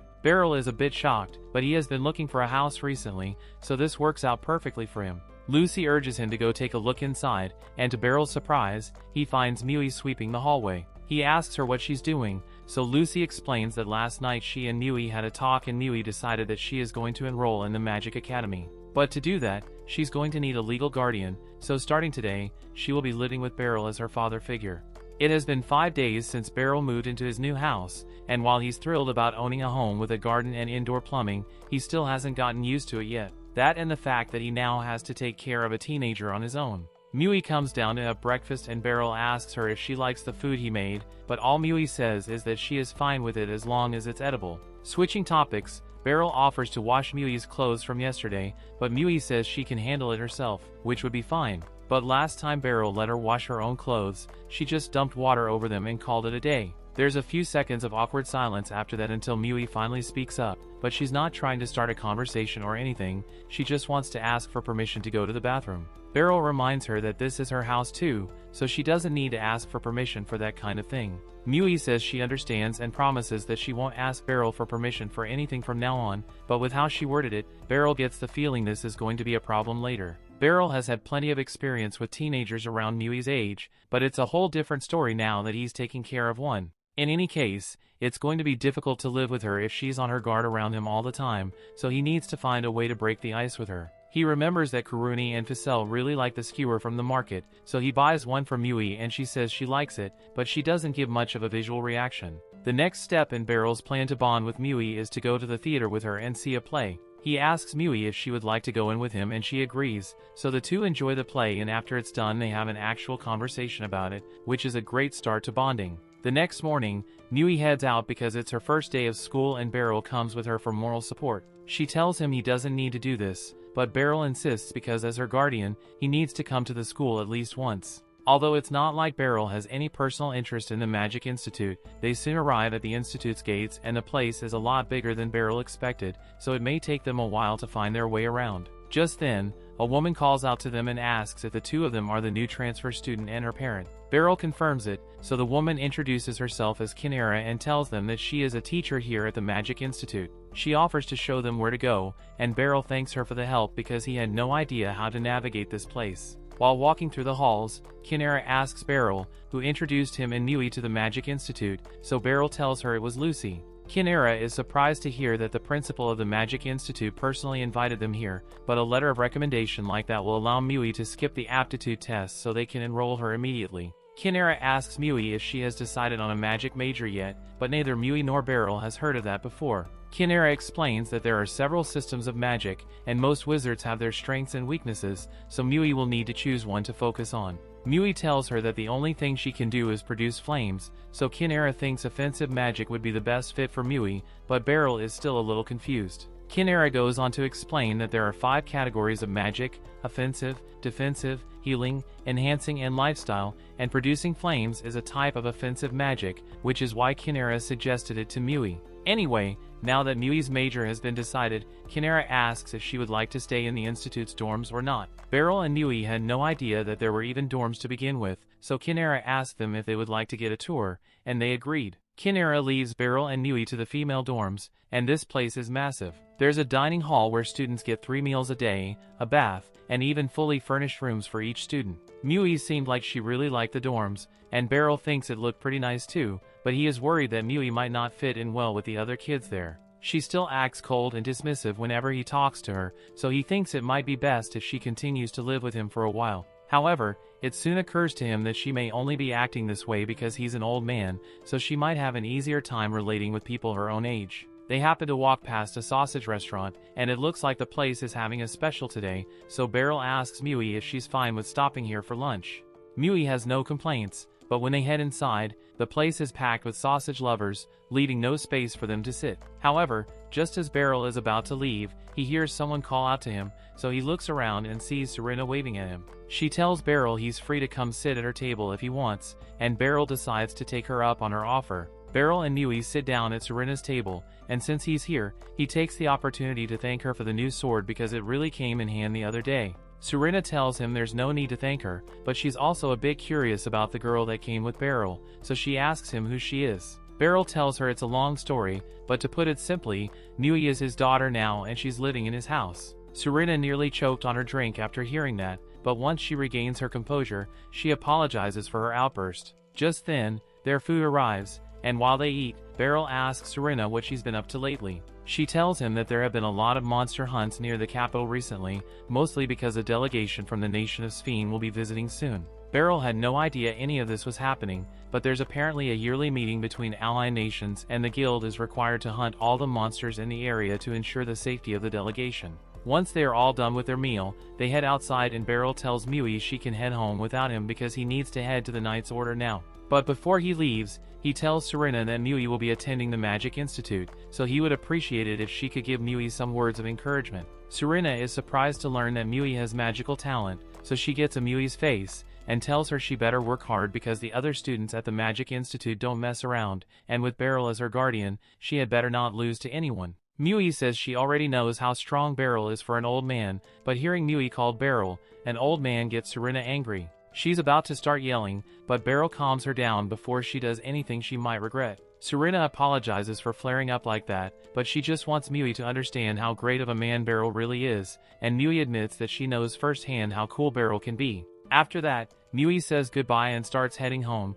and Beryl is surprised because it looked like Mui opened up to Serena a bit while they were talking. Serena tells Beryl that Mui has some solid potential in her. She's still a little rough around the edges, but she's an honest girl, so she bound go far. Beryl is glad to hear that, but for Mui to reach her full potential, she needs the perfect environment to grow in, and Beryl still isn't sure whether it's best to have her stay with him or to let her stay in the dorms. Over at the training grounds, Beryl is talking to Alucia about Mui and asks if it's better for Mui to move into the dorms or to continue living with him. Alucia freaks out once she hears that Mui is living with Beryl because no one told her about this, but that's not the point right now. Kuruni comes over and tells Beryl that the dorms are better because there's no commute time and she get free meals every day. Beryl is aware of the benefits of the dorms, but he is still a bit worried that Mui won't be able to adjust to living with other people. However, Henblitz comes over and tells him the only way for Mui to become comfortable with new people is for her to meet new people. Alucia also joins in and says Mui should go to the dorms, but not because she actually put any thought into it. She just doesn't want Mui to keep living with Beryl. Later that evening, Beryl goes to Lucy's office to ask for her opinion on the matter, and logically speaking, Lucy thinks the dorms are better, although she's sure Beryl has his reasons for worrying so much about it. Just then, Ficelle walks in because she has a report to give Lucy, and since she's here, Lucy decides to ask Ficelle what she thinks about the dorms. Ficelle says there's literally no reason to stay away from the dorms because it's so convenient, but she wonders why Beryl and Lucy are bringing this up now. Lucy reminds Ficelle of Mui, the girl who was transferring to the Magic Institute, and Ficelle remembers her because she might end up teaching Mui at some point. Beryl is confused, so he asks her what she means, and Lucy explains that the institute is short-staffed right now, so Ficelle became an instructor here due to her incredible talent. Ficelle is really proud of herself, and Beryl is proud of how amazing she is, but he still needs to deal with his Mui dilemma. Beryl suddenly gets up and leaves because he has a lot he needs to think about. He's been trying to give Mui the best life possible as her guardian, and it made him happy when Mui agreed to move in with him. But he also saw how excited Mui looked when she saw the dorms, so he knows what the best option is. A little while later, Beryl gets home with a bag of groceries, and as soon as he sets the bag down, Mui asks him if he can help her with something. She's been hearing a strange noise from the dresser for a while now, and she has no idea what it is. Beryl decides to take a look, so he gets down to see if he can hear the sound too, and there's definitely something there. He picks the dresser up and moves it so he can see what's causing the noise, and to his surprise, he finds a hole in the wall. A few seconds later, a couple of rats run out and Mui doesn't seem all too bothered because she's lived in rat-infested buildings all her life. But Beryl, on the other hand, goes into battle mode and prepares to evict the rats from existence. He manages to chase one out the door, but the other two strategize and run under the table, so Beryl can't get them with a broom. Beryl is forced to adapt, so he takes his shirt off and tries using it to catch the rats, but they keep evading him at every turn. Eventually, Beryl gets fed up and just flips the table altogether, and he manages to squish one rat underneath, but there's one more left to deal with. He follows it into the bathroom and it's running around the tub, so he tries to grab it with his hands. Beryl would have no trouble catching it if it were a person, but he doesn't understand how rats think, so he just keeps grabbing at it. However, the rat keeps outpacing him and even manages to run across Beryl's arm to evade him. However, before it could make its escape, Mui blocks the rat's path with a little fire. This scares the rat enough to make it jump backward, and that opening was more than enough for Beryl to grab it out of the air. With this, the final rat has been caught, but Beryl is surprised that Mui went out of her way to help him, even though she's used to rats. After that, Beryl gets a rat repellent ball from one of their neighbors so the rats won't come back, and then heads back into the kitchen to start making dinner. He is starting to realize that Mui may not be as cold as he initially thought. She came to him for help when she heard a strange noise, and she even helped him out with catching the rat, despite the fact that she said it didn't bother her. If she can work with other people like this, then maybe he doesn't need to worry about her living in the dorms. Just then, Mui enters the kitchen, so Beryl tells her she's going to have to wait a little longer for dinner to be ready. However, Mui says she actually wants to help Beryl with the food prep, and that makes Beryl happy because it means she really is warming up to him. A little while later, Mui and Beryl sit down to have dinner, and Beryl thanks her for the help. She tells him it's not a problem, but she's planning to improve her cooking skills so she can handle making dinner on her own soon. Beryl is a little confused since the dorms would provide meals for her, but Mui tells him she doesn't want to stay in the dorms. She would much rather stay with Beryl and commute from here. Beryl tries to convince her that the dorm would be better, but Mui already made her decision. Beryl is always spoiling her with so much kindness, and she'd like to return the favor, so she wants to help him out as much as possible. Beryl is touched to learn that Mui really does care about him, so he agrees to let her stay here if that's what she really wants. A few days go by, and after training is over, Alucia approaches Beryl because she has something to tell him. He needs to get some new clothes. A delegation from the Kingdom of Sven will be here arriving in a few days, and the Knight's Order has been asked to guard the officials from Sven while the delegation takes place. Beryl assumes the leaders of the Church of Sven will be coming, and he is worried that he might have to deal with more people like Revios, but Henblitz tells him that delegations are usually handled by high-ranking politicians and the royal families of both nations. With that said, Alucia has been thinking about having Beryl meet the royal families of both countries. Kuruni and Henblitz think it's a great idea since Beryl will become known across multiple nations, but Beryl thinks meeting the royal family is a bit above his pay grade. However, Alucia reminds him that he is a special instructor who was hired with the royal family seal of approval, so he have to meet them sooner or later. And if he's going to be meeting royalty, his usual outfit just isn't going to cut it. Henblitz adds that members of the Knight's Order are allowed to wear either their armor or their ceremonial uniform, but since Beryl isn't a member of the Order, he needs to find some appropriate clothing for the occasion. Beryl understands the point they are making, so he says he can go shopping for some formal attire when he has time, but Alucia refuses to let him go alone. Part of the reason she even suggested this is because she hasn't had a chance to go on a date with Beryl yet, so she makes up an excuse about Beryl being unfamiliar with the clothing shops of the capital, so it is very important that she goes with him. Beryl says he's fine with her coming with him, and Alucia is glad she finally gets to spend some time with Beryl, so she tells him to meet her tomorrow afternoon, but in the meantime, she has some work that she needs to attend to.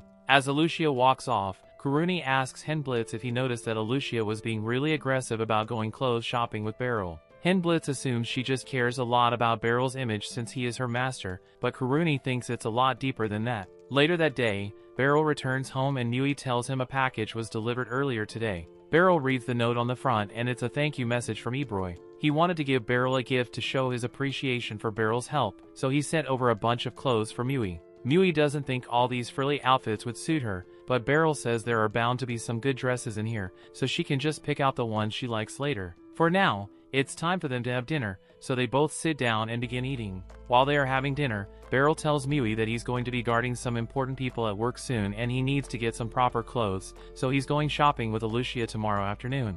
Mui recalls meeting Alucia being the silver-haired girl, so when Beryl asks her if she would like to join him and Alucia on the shopping trip, Mui tells him no. It doesn't take a genius to realize that Alucia wants this to be a date, and Mui doesn't want to get involved. The next day, Beryl meets with Alucia as planned, but this is the first time he has ever seen Alucia in her normal clothes, so he's a bit stunned by how nice she looks. Alucia thanks him for the compliment, and she's glad that Beryl noticed her outfit, but they really need to get going. As the two of them leave, Kuruni and Henblitz pop out from around the corner. Karuni knows the store that Alucia is going to take Beryl to, so she's already mapped out a route so she and Henblitz can spy on them without getting caught. Henblitz calls her shameless for invading Beryl and Alucia's privacy like this, but she points out that he is just as guilty as she is because he came with her. Alucia leads him to one of her favorite clothing stores, but is a little uncomfortable because he doesn't fit in with the high-class aura of the store. As Alucia enters, the manager greets her by name and asks if there's anything he can do for her. Alucia tells him she just wants to look around, so the manager tells her she's free to do so, and if there's anything she likes, he'll be right here to assist. Beryl thinks the manager is really helpful, but he doesn't know where to even begin looking with the sheer number of clothes here. He also doesn't trust his fashion sense, so he decides to just leave the shopping to Alucia, but when she finally picks something out, Beryl realizes that her fashion sense is worse than his. The manager comes over and tells Alucia that she made an excellent choice, but Beryl knows he's just saying that because he wants to make a sale. If you were to wear that to the delegation, he'd never be able to live it down, so he politely says he'd like to keep looking before he makes any decisions. Beryl has now come to terms with the fact that if he leaves the shopping up to Alucia, then he's going to end up looking chopped, so he needs to take some initiative. He looks around the store and spots a suit in the back which looks like it would suit him. Alucia says she doesn't like it since it doesn't have any frills, but a plain suit is exactly what Beryl wants. Plus, this looks like it would be really comfortable. Alucia still doesn't agree with Beryl's choice, but it's his choice, so if he says he likes it, then that's that. She asks the manager to hold that suit for them because they'd like to go look at a few other stores before they make their decision. Personally, Beryl would be more than happy with the suit he just chose, but since Alucia is going out of her way to help him shop, he can't just ignore her opinion. The two of them leave the shop, and Alucia asks Beryl if he'd like to stop at a restaurant for lunch before they continue shopping. Meanwhile, Karuni and Henblitz are still spying on them, and Karuni is really invested in Alucia's date now. Alucia leads Beryl to her favorite restaurant in this part of town, and it's a little too fancy for Beryl's taste, but he's open to trying new things. Shortly thereafter, the food arrives and everything is going exactly as Alucia planned. Shopping and then having lunch at a fancy restaurant makes this an official date, so she's giddy with excitement. Meanwhile, Karuni and Henblitz are sitting at a table nearby, and they are both surprised because they've never seen Alucia look so happy. Karuni says it must be because she's on a date with Beryl, but Henblitz points out that if shopping and lunch is all it takes for it to be a date, then doesn't that mean he and Karuni are on a date as well? Later that evening, Beryl and Alucia are walking back from their shopping trip and Beryl apologizes because even though Alucia took him to so many stores, he ended up just buying the suit he picked out from the first store. Alucia tells him it's not a problem as long as he likes it, and besides, she had a lot of fun today. They both say goodbye to each other, and as Beryl walks off, Alucia just stands there looking at him. Henblitz and Karuni are still watching from behind a corner, but Henblitz has a lot of questions, so he steps out and decides to go talk to Alucia. First, he apologizes to Alucia and tells her he has pretty much been spying on her all day, but Alucia says she doesn't mind since she didn't do anything she would be embarrassed about. Now that that's out of the way, Henblitz says he has a question for her, and after Alucia agrees to answer, he asks her what she really thinks of Beryl. The next day, Karuni comes up to Henblitz in the training hall and apologizes for yesterday because after he stepped out of their hiding place, she got scared and ditched him. Henblitz tells her it's fine, and in case she's worried about it, he made sure not to tell Alucia that Karuni was spying on her too. Although that just makes Karuni feel even more guilty since she was the one who invited Henblitz in the first place. Just then, Alucia arrives and Henblitz greets her as usual,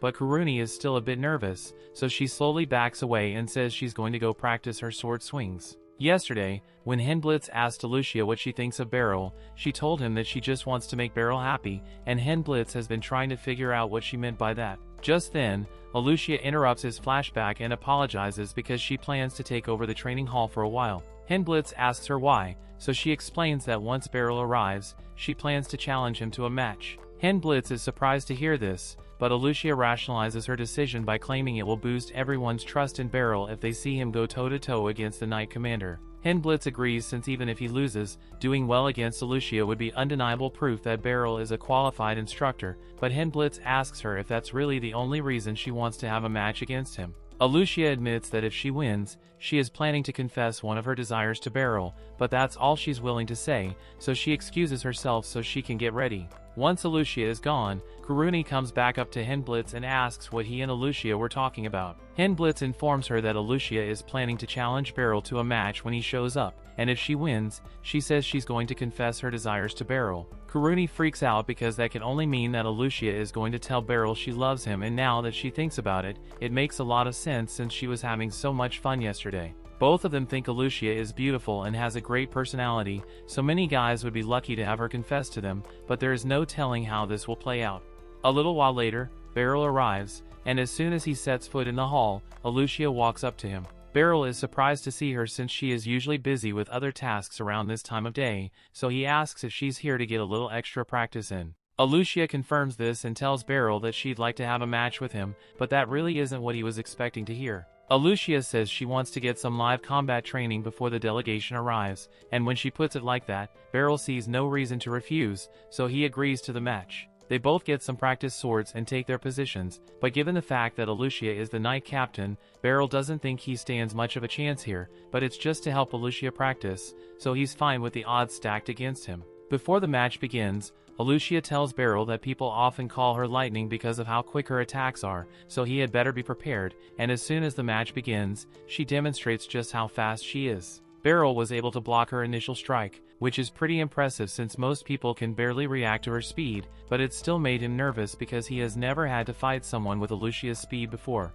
Alucia follows up with a series of slashes, but Beryl is able to parry each one and stand his ground. He is starting to notice a few things here, like the fact that Alucia must have been training like crazy on top of her commander duties, and her usual tells before an attack aren't there anymore. Beryl can't keep parrying her at this rate, so he decides to go on the offensive, but Alucia is able to keep pace with him and starts pushing Beryl back. He is going to need to focus on every tiny movement Alucia makes if he's going to find an opening. As she lunges at him again, Beryl finally spots a flaw in Alucia's mean movement, so he is able to tell when she's about to attack and parry it, but with her speed, it still isn't easy to keep up with her. Plus, Alucia's observations are so keen that he can't land a single hit on her. Beryl is now certain that there's no way he can beat Alucia in a fair fight, but there's no rule saying he needs to play fair. After Alucia lunges at him again, she finds an opening on Beryl's side, so she repositions herself to take advantage of it. But before her strike could land, Beryl grabs her coattails and throws her to the ground. That's a point for Beryl,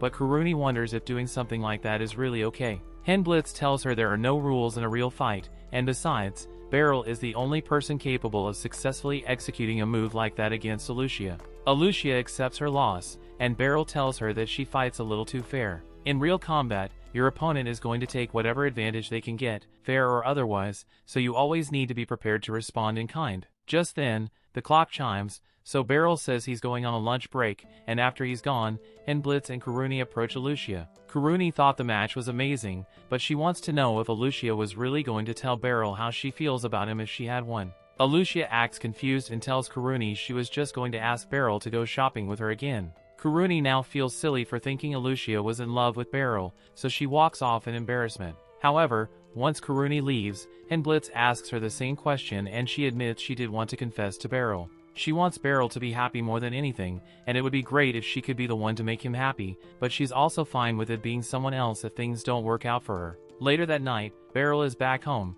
and he is telling Mui all about his match with Alucia and how he could barely hold on. He admits that it felt great to have his student trying so hard in a fight against him, but from the sound of it, Mui thinks it was more than just a match to her. Mui is about to tell Beryl that it sounds like Alucia is in love with him, but he cuts her off mid-sentence. He knows what she was about to say, but he'd rather not hear it because Alucia is his student, and there's a huge age gap between them. The next day, Mui gets home late from school orientation, so Beryl has dinner ready for her and already poured himself a nice cup of beer. Mui asks him if he really enjoys beer that much, and Beryl says there's no better way for him to unwind after a long day than to have some beer from his favorite mug. Mui points out that Beryl's mug has a chip in it, but he says it's fine since he can still drink out of it. More importantly, he noticed that Mui brought a bag home with her, so he asks her what's in it, and Mui opens it to show him what she got. The institute gave her new uniform and some basic magic textbooks, although the books are on loan so she needs to return them eventually and she has to be careful not to get them dirty. Beryl is proud of her because in a few days Mui will officially be a student of the Magic Institute. She already has her uniform and books ready, but then Beryl recalls the time he visited the institute and realizes that the students there all had school bags. He asks Mui if the school mentioned anything about them providing a school bag for her, but since she didn't get one, she figures it must not be part of the starter package. She tells Beryl he doesn't need to worry about it since she can just use her sack, but Beryl refuses to accept that. He insists that Mui needs to have a proper bag before her first day of school, and although she doesn't really care what kind of bag she has to use, she appreciates Beryl's thoughtfulness. The next day, Serena gets called into the Guildmaster's office because he has a request for her. Serena reads the report, and Megan explains that a group of platinum rank adventurers found the monster and have cornered it in the forest near the capital, but the guild hasn't taken any decisive measures yet because they aren't sure they have the forces necessary to subdue it. The Guildmaster asks Serena if she would be willing to go out there and help, but Serena tells him her strength alone won't make much of a difference against a threat like this. Just then, there's a knock at the door and Serena is told that someone has come looking for her. Elsewhere in the city, Beryl has just found a good bag shop, so he walks in, but then he realizes he has no idea what kind of bag Mui would like. The owner can tell that Beryl is confused, so he comes and asks if he can help. Beryl tells him that he is looking for a school bag, and the owner quickly deduces that if Beryl is looking for a school bag at this time of year, then his child must be transferring to the Magical Institute. Beryl tells him he's right, so the owner points him toward a collection of bags that are popular among the Magic Institute students. This is exactly what Beryl was hoping to find, so he picks up one of the bags and says he'd like to buy it. However, the owner then tells him that the bag costs 95,000 dalk and Beryl is so shocked that he doesn't know what to say. The owner isn't trying to scam Beryl or anything. This bag is just made from imported Salura leather, so it is of really high quality. He even offers Beryl some cheaper options if the Salura bag is out of his price range. But all the cheaper bags look really cheap, which makes sense I guess. Beryl ends up leaving the store without buying any bags because he couldn't make a decision. All the good bags are really expensive, and while Beryl could afford it right now with how much he's getting paid by the Knight's Order, there's no guarantee that things will always be like this. He wants to save as much money as possible for Mui's future, so he can't go dipping into his savings for a bag. However, he still wants Mui to have a nice bag for school, so he needs to figure out a way to earn some extra money. While walking home, Beryl happens to run into Serena, and she looks like she's got something serious on her mind, so he asks her what's up. Serena explains that she was recently asked to take on a mission that is rather tricky, and she's not sure how she should approach it. She apologizes ahead of time for being selfish, but since Beryl is here she was hoping he could do her a favor. She asked Beryl if he would be willing to help her out on her mission, since it would make her feel a lot better, but Beryl doesn't think it's a good idea since he can't imagine himself being useful on a mission that Serena is worried about. However, as soon as Serena mentions the fact that Beryl will be paid for his help, he changes his mind and decides to go along after all. Later the next day, Beryl and Serena are on a carriage heading out to the mission site, and just to make sure he has all the details right, Beryl asks Serena to confirm that all they need to do is catch a particular horse alive. Serena tells him he is right and goes on to explain that the fine horse is meant to be presented to the royal family of Sphene as a gift upon their arrival for the delegation. Beryl asks if that means someone from the Liberian royal family hired her and Serena confirms it, which is why she couldn't just turn down the mission and ask Beryl for help. They soon arrive at the site and meet with the party that initially located the horse, so Serena asks them for a status update. The man tells her that they have established a firm perimeter, so they are certain that the horse is still within the forest, but it hasn't fallen into any of the traps they set, so they aren't sure where it is. Serena understands the situation, so she tells the adventurers to focus on maintaining the perimeter while she and Beryl go looking for the horse. They unpack their tools so they can head into the forest to begin their search, and along the way, Serena gives Beryl a description of the horse. According to the reports, it is pure white with a silver mane, which makes it extremely rare and precious. Beryl hunted a fair number of monsters back when he used to have to protect his field. This is the first time he has ever been asked to capture one alive, and it's definitely not going to be easy because this course was capable of evading a party of highly trained platinum adventurers. They eventually find some hoof prints in the mud near a watering hole, so they know the horse was here recently. But considering how smart it is, Beryl doesn't think it will return to a place where it knows its tracks are visible. That means it's going to show up at the watering hole on the other side of the forest the next time it gets thirsty, so the two of them plan to wait to ambush it there. They start heading to the second watering hole, and along the way, Serena asks Beryl if the living situation with him and Mui is going well. Beryl is caught off guard by the random question, but he answers that his relationship with Mui is a lot better than it used to be, or at least that's the impression he gets, but he can never really tell what Mui is thinking. Surina is surprised to hear that Beryl is having so much trouble since he has a lot of experience dealing with kids in his dojo, but training a kid to fight and being a father figure are two entirely different things. They eventually arrive at the watering hole, so Surina tells Beryl that once the horse shows up, she's going to get behind it, and Beryl is going to have to get in front to block its path. After that, she will shoot an arrow at it, and since horses are afraid of attacks from behind, it should get startled and run straight forward, where Beryl will have a net ready to capture it. That sounds like a good plan, but if the horse is meant to be given as a gift, Beryl worries that an arrow might leave a nasty scar on it. However, Surina already thought of that, which is why she got special arrows with cloth covering the tips, so there's no danger of injuring the horse. With that said, it's time for them to split up and wait for the horse, so they both get into position. Before long, the horse shows up to get some water, and now that Beryl has seen in person, he is amazed by how beautiful it looks. Surina begins crawling to position herself behind the horse, so Beryl does the same and quietly heads for the front of the horse. Once they are both in position, Surina shoots the horse's backside with an arrow, and as planned, it starts running straight for Beryl. However, before Beryl could capture it with a net, the horse jumps right over him and keeps running. Surina asks Beryl to keep chasing it, and Beryl must be a track star or something because he somehow manages to outrun his sprinting horse and once again get in front of it with the net. However, when he throws the net, the horse manages to dodge it, so Beryl is left with no other choice but to jump on its back and try to stop it manually. Unfortunately, he has never ridden a horse before, so he immediately falls off. The horse then proceeds to just stand there, almost as if to mock Beryl's failure, but when Surina tries to lasso it, it dodges the rope and runs away. Beryl and Surina continue chasing the horse until they manage to corner on a ridge. Surina tells Beryl she'll run ahead and startle the horse, so it will head towards him and he can catch it. However, while Surina succeeds in startling the horse does something completely unexpected and jumps onto a spire nearby. The horse seems really proud of itself for managing to evade them yet again, but a second later, the spire begins to crumble. Beryl couldn't just let the horse fall to its doom, so he jumps down along with it, and they both end up at the base of the cliff.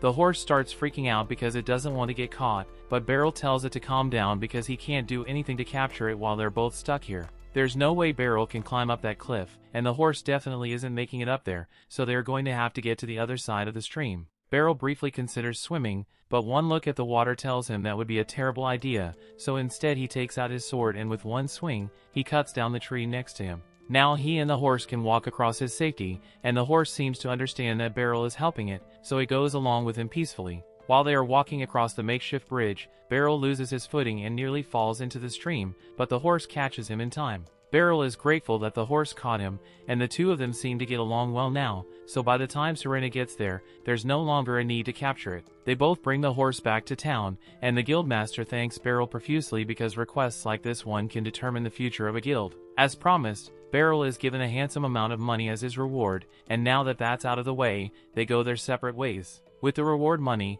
Beryl was able to buy the bag for Mui, but when got home he couldn't find her, so he assumed she went out shopping. A few moments later, Mui returns and she is shocked to see that Beryl actually bought a bag for her. She had told him she didn't need one, but having a nice bag of her own is really cool. Mui thanks him for the gift and tells him she actually has a gift for him as well. She shows Beryl that she got him a new ceramic mug to replace the one that got chipped, and just to be clear, she tells him she didn't steal it. She got a job thanks to Surina and worked really hard to earn enough to buy it, and after hearing this, Beryl suddenly understands why Surina was talking about Mui so much today. She tells Beryl to try it out, and to his surprise, his beer tastes completely different compared to when he used his wooden mug. Mui heard somewhere that beer tastes a lot better when you drink it from a ceramic mug, and she knows how much Beryl enjoys his beer. She thought it would be nice if he could enjoy his beer even more, so she washed dishes for a few days to afford it, and Beryl is so touched by Mui's thoughtfulness that he is moved to tears. The next morning it is Mui's first day of school, and after getting ready,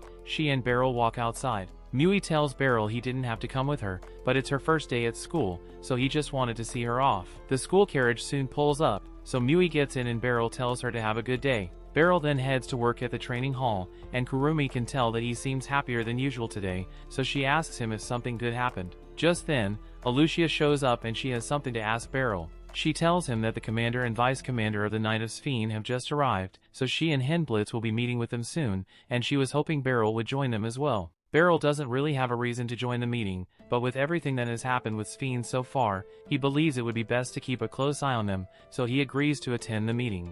But to his surprise, When he arrives at the meeting room, he discovers that the Sphene Knight captain is one of his former students, Rose. Rose was a student at Barrel's dojo a few years ago, and from what Barrel recalls, he was extremely talented with a sword, so she only trained at his dojo for about a year and a half. But she seems really attached to him, and Alucia is starting to get jealous. Barrel is impressed that Rose was appointed as the new Vice Knight Commander of Sphene, but Alucia wonders what happened to the former Vice Knight Commander, Hines, since his replacement was so sudden. Apparently that's a bit of a touchy subject for Gotoga, so he says he doesn't have time to fill her in on the details. And besides, meeting isn't for a simple chat, they are here so Rose can familiarize herself with the Kingdom of Baltrain in preparation for the delegation. Rose has never actually been to Baltrain before, so they plan to stay here for a few days, so she can get a rough idea of the city layout and any possible threats. Alucia offers to assign a knight to act as Rose's guide, but Gotoga tells her that won't be necessary, and Rose is disappointed to hear that because she was really hoping that she could get Barrel to show her around town.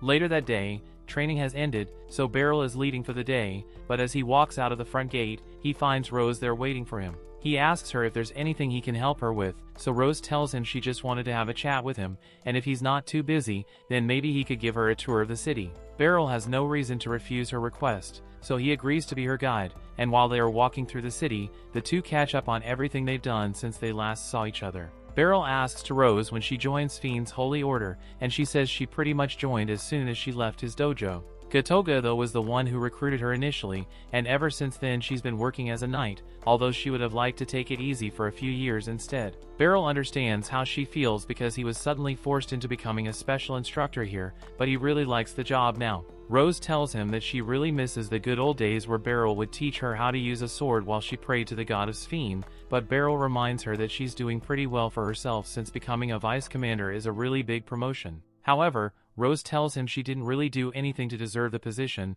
they just needed to fill the role of vice commander and she just happened to be available at a time. She and Barrel continue walking through town for a little while longer, and Rose is amazed by how beautiful the town is. She even tells Barrel she might consider moving here. But Barrel reminds her that she's the vice commander for another kingdom's knight order, so moving here would be a bit problematic. Even so, Rose asks him if he would consider taking her in if she did move here, and Barrel gives it some serious thought. With how outgoing and cheerful Rose is, he's sure she would be a good influence on Mui, so it might work out, but there's no way that would ever happen. It started to get late, so Rose says she needs to go and says goodbye. After that, he heads to the tailor shop to pick up his new suit, and he decides to put it on immediately, since he has to get used to it before the big day. The suit does look good on him, but it also costs him 65,000 dalk, so he's not thrilled about it. When Barrel gets home, Mui is surprised to see Barrel wearing a full suit, so he explains that he just picked it up from the tailor, so he decided to wear it home to try it out. Barrel asks her what she thinks of it, but now that the initial surprise has faded,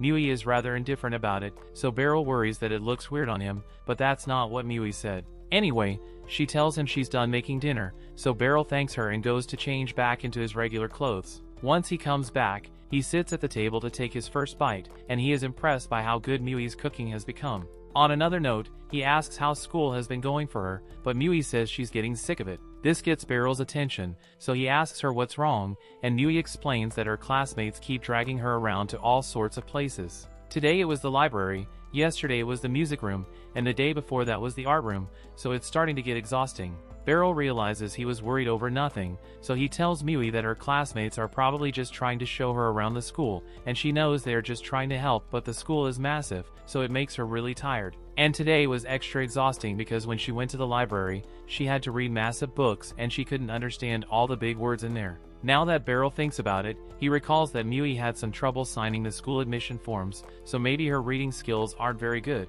Mui then asked Barrel if he could help explain the words that she doesn't understand, and Barrel gets excited because he's finally getting some bonding time, so he tells her they can study together whenever she wants. The day of the delegation's arrival has finally come, so Alucia gathers all the knights to give them one final debriefing. The Prince of Sphene, Glenn will be staying in the city for 3 days, and a squad comprising Alucia, Henblitz, and Barrel will be tasked with ensuring the princess's safety. Once the briefing is over, the three of them all go to meet the princess, and this is Barrel's first time speaking to royalty, so he's really nervous. Salacia has heard a lot of good things about Barrel from Alucia, so she's glad that she finally got the chance to meet him. Just then, Prince Glenn arrives alongside Rose and Gotoga, and Salacia is really happy to see him. Glenn tells her he has been looking forward to spending time with her today, and with how flirty they are being, Beryl gets the feeling that those two might really like each other. The time comes for them to depart, so after Glenn helps Salacia into their carriage, Alucia reminds Beryl of the plan, so he has to sit in the second carriage by himself to act as a decoy. This is going to be a very boring ride for him, so Rose walks up to his window and asks Beryl if he'd like her to arrive with him in there, but Beryl turns her down because they are both still on duty, so they have to be professional. As the carriages leave the castle gates, all the knights work hard to control traffic on the route they have planned for today, but all of a sudden, Glenn and Salacia ask the carriages to stop because they spotted some jewelry that looks absolutely beautiful and they really want to go check it out. Alucia doesn't like the fact that they are taking the detour so early in the day, but if it's what the prince and princess really want, then how could she say no? Glenn and Salacia head into the store while the knights stand guard outside, but by the time they are done with the shopping trip, a huge crowd of people have gathered outside. Beryl is surprised by the sheer number of people who showed up, but Henblitz tells him this is pretty normal since people often show up in hopes of getting a glimpse of royalty, which is why they need so many knights to maintain order around the prince and princess. As Glenn and Salacia are getting back into their carriage, Gatoga tells Glenn that he can't keep making impulsive stops like this because it draws too much attention, and Glenn apologizes for the trouble it caused. Just then, Beryl notices a shadowy figure moving amongst the citizens in the crowd, but before he can get a proper look at the person, they disappeared. He hopes he just imagined the whole thing, but it's rarely ever that simple. The convoy continues moving until they get to their next stop, so the prince and princess can have lunch together, and while the two of them are enjoying their meal, Beryl approaches Alucia because he is concerned about what he saw earlier. He tells her he felt a disturbing gaze coming from the crowd while they stop at that store, and he is fairly certain that he could feel murderous intent coming from it. He couldn't find any traces of an assassin, but he thought he should at least mention it just to be safe. Alucia is a bit surprised because she was told that there weren't any particular safety concerns for this trip, but she and Henblitz take Beryl's concerns very seriously, so Henblitz goes to reorganize the knights to tighten security around the prince and princess. The next stop is the theater, and there's a crowd gathered here as well, so the prince and princess smile and wave to them. However, moments later, 3 masked men emerge from the crowd and begin charging towards the two of them. The knights immediately spring into action and charge at the assassins to stop them, but strangely, when Beryl gets close to one of them, they just run past him without fighting. He couldn't sense any murderous intent either, leading him to believe that those were decoys, and his suspicions are confirmed when more assassins begin dropping from the buildings nearby with some grenades. Beryl warns everyone of the incoming threat, so Alucia orders a few knights to take the prince and princess inside for protection while the rest of them handle the assassins. A thick layer of smoke is created to conceal the assassins, but even with his vision obscured, Beryl is still able to block one of the assassins' attacks. And once he gets a good look at the assassin's sword, he realizes it is poisoned, so a single strike from this thing would be fatal. They need to figure out who was behind this, so Alucia asks everyone to try to capture at least one of the assassins alive. But that's a lot easier said than done, because these guys don't play fair, and one even throws some pocket sand in Henblitz's eyes mid-clash. Meanwhile, Beryl is doing his best to fend off one of the assassins, but the assassin catches him off guard by throwing some punches and kicks that knock him off balance. Beryl wasn't expecting that, but now that he has dealt with it once, he has a good grasp of the assassin's fighting style, so the next time they clash blades, Beryl returns the favor by elbowing the assassin in the face. This stuns the assassin, so Beryl follows it up by disarming him and slashing his knees to disable him for life. That's a solid victory for Beryl, but on Henblitz's end, it is almost impossible for him to keep track of the assassin he is facing now that he has sand in his eyes. However, whenever the assassins strike, Henblitz manages to pair the attack with ease. His eyes may be out of order, but he can still hear every movement the assassin makes, so he still has a good understanding of what's going on around him. And as soon as the assassin makes the mistake of getting too close, Henblitz uses his special move and cuts him down in an instant. Over on Alucia's end, the assassin she is facing is just as crafty as the other two, because while she's in the middle of the swing, he grabs her cape and tries to throw her to the ground. This would have been a fatal weakness for Alucia, but thankfully Beryl brought this flaw to her attention, so she has come up with a way to counter it. As the assassin tries to stab her, she wraps her forearms around his arm and pulls him along with her before slashing his leg with her sword. The assassin can't run around anymore, so Alucia finishes him off with a triple slash combo. Meanwhile, Gatoga is overwhelming his opponent with sheer brute force and pushes him up against a wall. He has the assassin pinned down, so he pulls off his mask and tells him to give up already, but once Gatoga gets a good look at the assassin's face, he is shocked because it is someone he recognizes. He is so startled that he loses his grip and the assassin manages to slip away from him, and it's too late to chase after him now because he has already disappeared into the crowd. On Rose's end, she is absolutely dominating her opponent, and by the time the dust has settled, she has stabbed him through the face. Beryl saw her whole fight unfold and he is quite surprised because when he trained Rose she was a defensive fighter, but now she is much more ruthless. Now that the fight is over, Alucia and the others start rounding up the assassins that are still alive so they can be interrogated. But as Henblitz is lifting him up, Beryl notices the assassin bite down on something.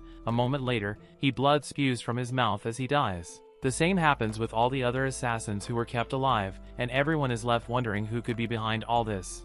Gatoga mutters the name Hinnies under his breath, but when one of his knights comes over to see what's happened, he acts like nothing is wrong and says the assassin got away. After this incident, the royal outing is cut short and everyone begins making preparations for the prince and princess to return to the castle. Alucia is leading Henblitz in charge of the situation here, but she would like Beryl to come back with them for extra protection.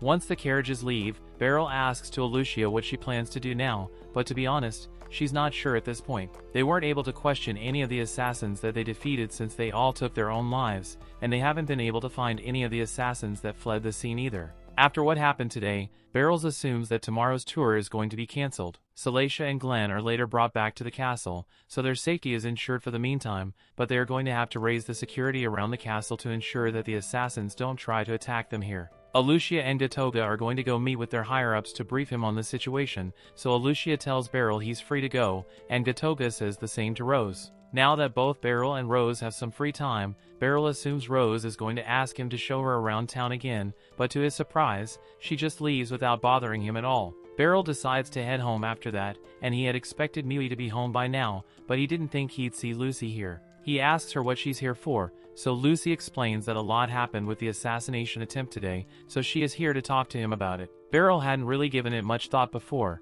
but he does think it's strange that there were no mages in the security detail for the tour. Lucy tells him that the Magic Corps was asked to play a role in the security, but this time they had to operate in the background. Mui can see where this is going, and she doesn't want to get roped into some kind of government secret, so she decides to leave the room and tells Beryl she'll be back in 30 minutes. Lucy appreciates Mui giving them some privacy, but back on topic, she explains that the reason the Magic Corps wasn't playing an active role was because of the religion that Sphene follows. They believe that magic is a miracle that only the most devoted followers are able to use, but here pretty much anyone with talent can use it, so it could cause a national incident if magic was used publicly during the tour. She also adds that the attack today was a matter of national character, and she believes that the people who attempted the assassination were most likely from the Sphene. At the same time, Rose meets with Alucia near the training room. Alucia is surprised to see her here since she was sent home for the day earlier, but Rose said as she just came here to talk to Gatoga. Alucia informs her that Gatoga is still in a meeting with the higher-ups,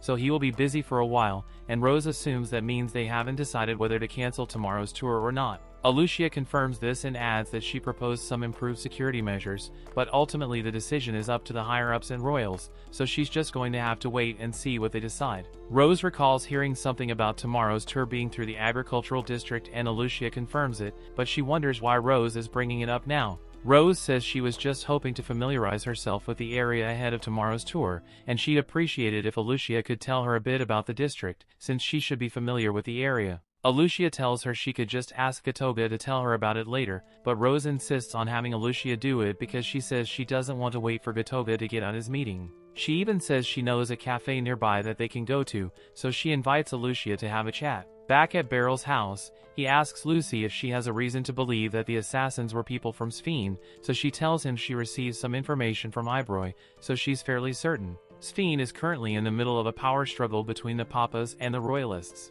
Beryl doesn't like the sound of the political struggle, but he isn't familiar with Sphene's political system, so he asks Lucy who has more power between the king or the pope. Lucy can't believe Beryl doesn't know this, but he has never been much of a fan of politics, so she agrees to explain it to him. In the political system of Sphene, the king holds the most power, but since the king follows the religion of the Church of Sphene, he cannot ignore the pope's opinion, but at the end of the day, the king still has the final day. The attack carried out today was most likely carried out by those who support the pope in order to gain more authority and power. Beryl doesn't really understand what point there would be in assassinating Prince Glenn because even if he were killed, another prince would simply take his place and nothing would change. However, Lucy corrects him on that assumption, because as it turns out, the Glenn's brother Felix happens to be obsessed with the religion of Sphene, so if he were to take over as crown prince, then he may very well hand all the country's power over to the Pope. Meanwhile, in the city, Alucia has just finished explaining the route that will be taken tomorrow to Rose, and now that she's done, Alucia is ready to leave, but all of a sudden, Rose says she'd like to talk about what Beryl was like when she was his student, and this gets Alucia's attention, so she sits back down. Rose wasn't Beryl's student for a long time, and at the time she was traveling through various countries and towns, but when she saw Beryl's swordsmanship, it amazed her so much that she got hooked instantly. Alucia understands how Rose must have felt since she knows how amazing Beryl's sword skills are. Rose says she studied under Beryl about 5 or 6 years ago, but she'd love to hear about Alucia's experience with him. Alucia tells her that when she was Beryl's student, she was still only a child, so she couldn't fully appreciate how amazing his teachings were at the time. Beryl praises her for having talent, but she's pretty sure that was just to motivate her, and the day she managed to successfully initiate Beryl's swordsmanship, he told her she had graduated and that was the last day she studied at his dojo. Rose can tell that Alucia really likes Beryl from the way she talks about him, but he really hasn't changed much since then and is still as laid back as ever. Just then, Rose notices a little boy in the street and he looks lost, so she goes over to him and asks if everything is alright. The boy is startled at first, but after calming down he tells them that he lost his mom. If he was separated from his parents, Alucia suggests they should take him to the guardroom and wait for his parents to show up, but Rose doesn't think that will be necessary. Judging by how the boy looks, it probably hasn't been long since he got separated from his parents, should still be around here somewhere. Alucia asks what makes Rose think his parents are still around here, so she points out that the boy's clothes are still clean and he doesn't seem tired, so he couldn't have walked far. And most importantly, he hasn't been lost long enough for panic to fully set in, which is why he isn't crying. Alucia realizes Rose is right, so they should probably start by searching this area. But first, they need a little more information, so Rose asks the boy for his name, and after he tells her his name is Ritter, she asks him if he remembers what clothes his mother was wearing. Ritter thinks for a minute and then tells them that his mother was wearing something red and fluffy, and she has long hair too. Alucia is impressed that Rose was able to get that many clues from a kid so quickly, but she just really likes being around children. Alucia begins looking around to see if she can spot anyone that matches the description of Ritter's mom, but Rose thinks that'd take too long,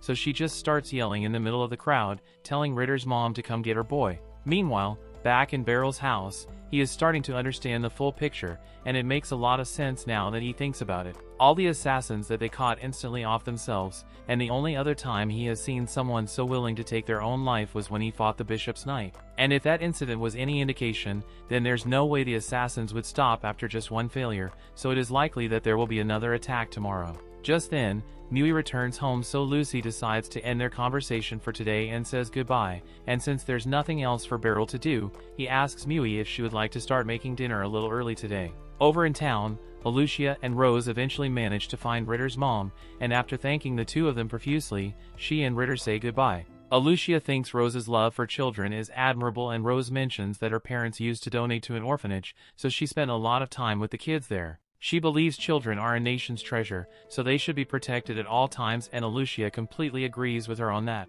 Anyway, it's getting pretty late, so Alucia says she needs to get back to headquarters soon, and the two say goodbye to each other for the day. The next morning, all the knights have gathered once more, and Alucia informs them all that the tour with Glenn and Salacia will proceed as planned in spite of yesterday's attack. Beryl is shocked to hear this, since he is pretty much certain that the assassins will attack again, but Alucia later tells him that this is what Prince Glenn wanted, and both nations have already agreed to it, so there's nothing she can do. If the tour were already cancelled as a result of the actions of the Papists, then it would likely impact Glenn's influence as prince, so he is forced to continue with the tour even though he knows his life is on the line. The convoy begins moving, but before they leave the front gate, Gatoga grabs Beryl's arm and asks to talk for a moment. He tells Beryl that one of the assassins in the attack yesterday was one of his former comrades, the Vice Commander Hennies, who went missing before Rose took over. The former vice commander of the Sphene Knights trying to assassinate the Prince of Sphene is a complicated situation, so Gatoga asks that if Hennies shows up again today, then he wants to be the one who finishes him off. Beryl asks if Gatoga has told Alucia about this as well, and he confirms that he debriefed her on all of this at yesterday's meeting, so Beryl agrees to let him handle Hennies on his own. As Glenn and Salacia arrive in the agriculture district, Glenn is amazed by how beautiful the vast wheat fields are. Beryl is impressed as well because this is the first time he has ever seen a field of this scale. Kuruni tells him it looks even better on sunny days, but the weather today is pretty gloomy, so Beryl says he will come back here on one of his days off. A few moments later, the convoy stops and Gatoga goes to open the carriage door, but as Glenn is getting out, Gatoga asks him if he's sure he wants to stop here. Glenn says Salacia's safety comes first to him, so even if his life is at risk, he's going to stick to the original plan. He and Salacia get down from the carriage because the original plan was for them to stop and inspect the wheat, and they can't let it seem like they are scared because of the assassination attempt yesterday, so they must stick to the plan, although there's pretty much no one here to see them in the first place. After inspecting the wheat, Salacia suggests they should start heading back, and Glenn agrees, but just then, an arrow comes flying at him, narrowly missing Glenn's head. The assassins are attacking again, and they have a lot of archers hidden in the fields, so all the knights begin blocking the arrows to keep Glenn and Salacia safe. However, in addition to the archers, there are also sword-wielding assassins, so Beryl gets ready to fight and strikes them down one after the other. The rest of the knights begin doing the same, but there are a lot of assassins, so this is going to be a tough battle. Beryl charges forward and begins cutting the assassins down again, but as one jumps out at him from the fields, the assassin is strangely shot through the chest by 2 arrows. Beryl has no idea why the assassins would shoot one of their own men, but he decides to use the assassin's body as a meat shield in the meantime while he prepares for the next group of assassins. Strangely, the first one gets shot through the head by an arrow, but the other 2 don't seem to care at all, so Beryl realizes that the archers aren't intentionally shooting the other assassins, their aim is just terrible and none of them care about friendly fire. Even for Beryl, the onslaught of arrows is hard for him to keep up with, especially when he also has to deal with the knife-wielding assassins. Kuruni is starting to get overwhelmed as well, so one of the assassins manages to sneak past her and starts running straight for Glenn. Luckily, Hindblitz was able to take the assassin out before Glenn could be harmed, but they can't keep this up for much longer. Beryl asks Lucia to take Glenn and Salacia and retreat back to the carriage so it will be easier to protect them. In the meantime, he plans to take out as many assassins as he can. A little while later, Beryl is trudging through the forest after taking out a bunch of the assassins, and he eventually comes across Rose. Rose tells Beryl he's really strong, and Beryl thanks her for the compliment since it was really hard fighting his way through all those assassins to get here. But it's time to finally finish things, so they both draw their swords and get ready to fight. Beryl asks her if she killed her allies to get here, but Rose says she didn't have to because it was easy enough to just knock them out so she could complete her mission. However, she won't be able to do the same with Beryl. She asks him how long he has been onto her, and Beryl tells her that he's been suspicious ever since she killed that assassin at the theater. With her skills, she could have easily subdued him with non-lethal force that she chose to finish him off like she wanted to silence him.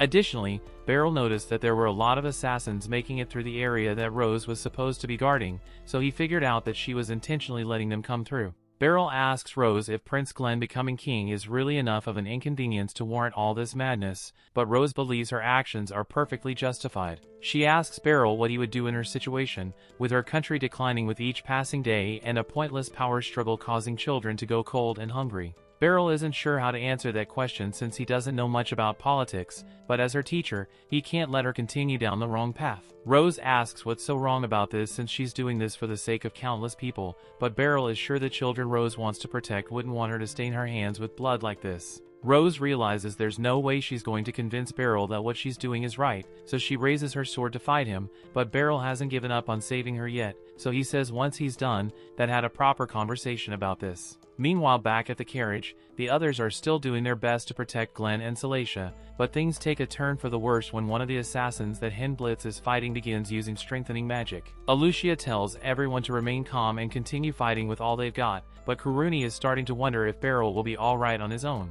She would like to go help him, but right now they all have their hands full, so they just have to trust that Beryl can handle himself. Unbeknownst to them, at that moment in the forest, Beryl is clashing swords with Rose, but he is restricting himself to defense because he still doesn't want to hurt her. She taunts Beryl and asks him how he intends to stop her if he refuses to fight back, but Beryl says it's not going to be easy. At one point, Beryl takes note of the way Rose is shifting her weight in the mud, so he can tell that she's getting ready for a big swing, and he is able to duck underneath, leaving her wide open. Beryl could have killed her right here if he wanted to, and Rose knows it, so she realizes she can't win a fight against Beryl. However, that doesn't mean she's going to give up, because if she fails to accomplish her mission today, then the children at the orphanage are going to die. Beryl is shocked to hear that, and Rose goes on to explain that the Pope kind of kidnapped all the children at the orphanage and is holding them hostage to force Rose to go along with the plan. That's a pretty important detail, but Rose doesn't think it matters because talking about it doesn't change the fact that she still needs to ensure Glenn's assassination.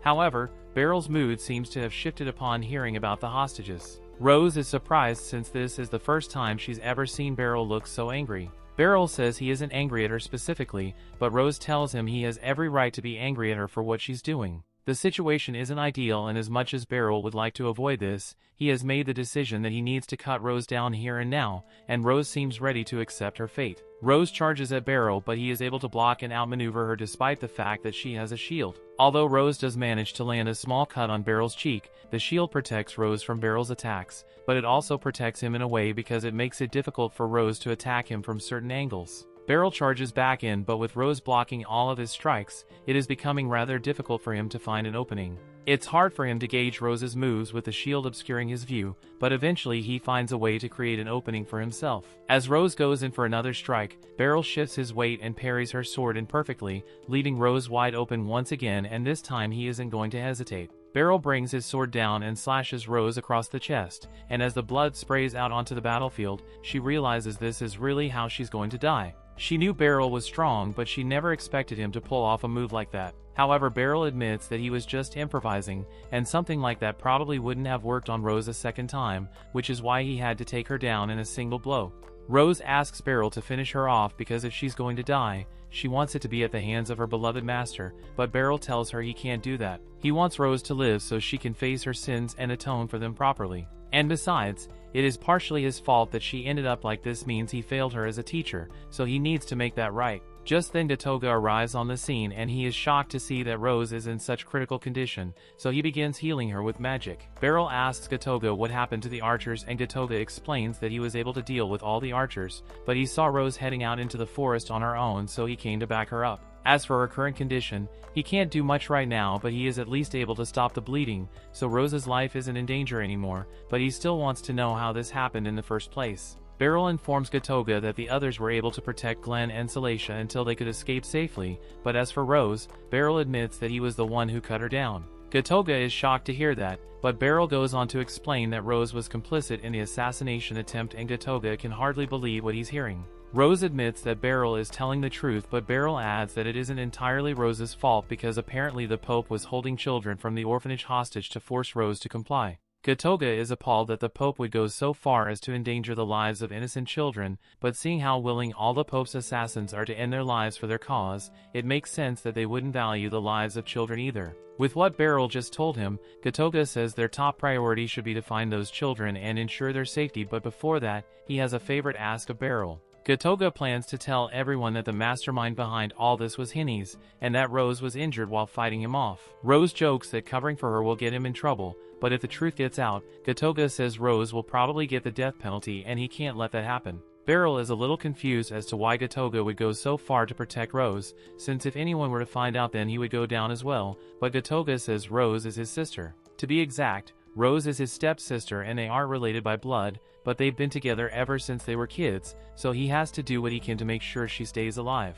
Beryl is truly surprised by all this, but he assures Gatoga that he doesn't intend to snitch on Rose so he doesn't have to worry. But out of curiosity, he asks Gatoga whether he is on the side of the Pope or the Prince. Gatoga says that as the Knight Commander, he has to be impartial when it comes to things like political struggles, but strictly speaking, Gatoga is on Prince Glenn's side. Rose, on the other hand, says she can't really trust the royal family. After all, the Pope told her that the royal family unjustly convicted Bishop Revios of several crimes. Beryl asks what Rose is talking about, so he is told that Revios was tried for interpreting scriptures for his own corrupt goals and violating taboos, and it is rumored that the royal family fabricated all of those charges. But Beryl tells them that Revios is 100% guilty of everything they just mentioned. He explains that he was the one who took Revios down, so he saw everything that man did firsthand. He enlisted the help of criminals to solicit corpses, and then attempted to use those corpses to create a miracle of resurrection even though it is forbidden. Rose is in absolute shock because she now realizes that the Pope has been lying to her this entire time.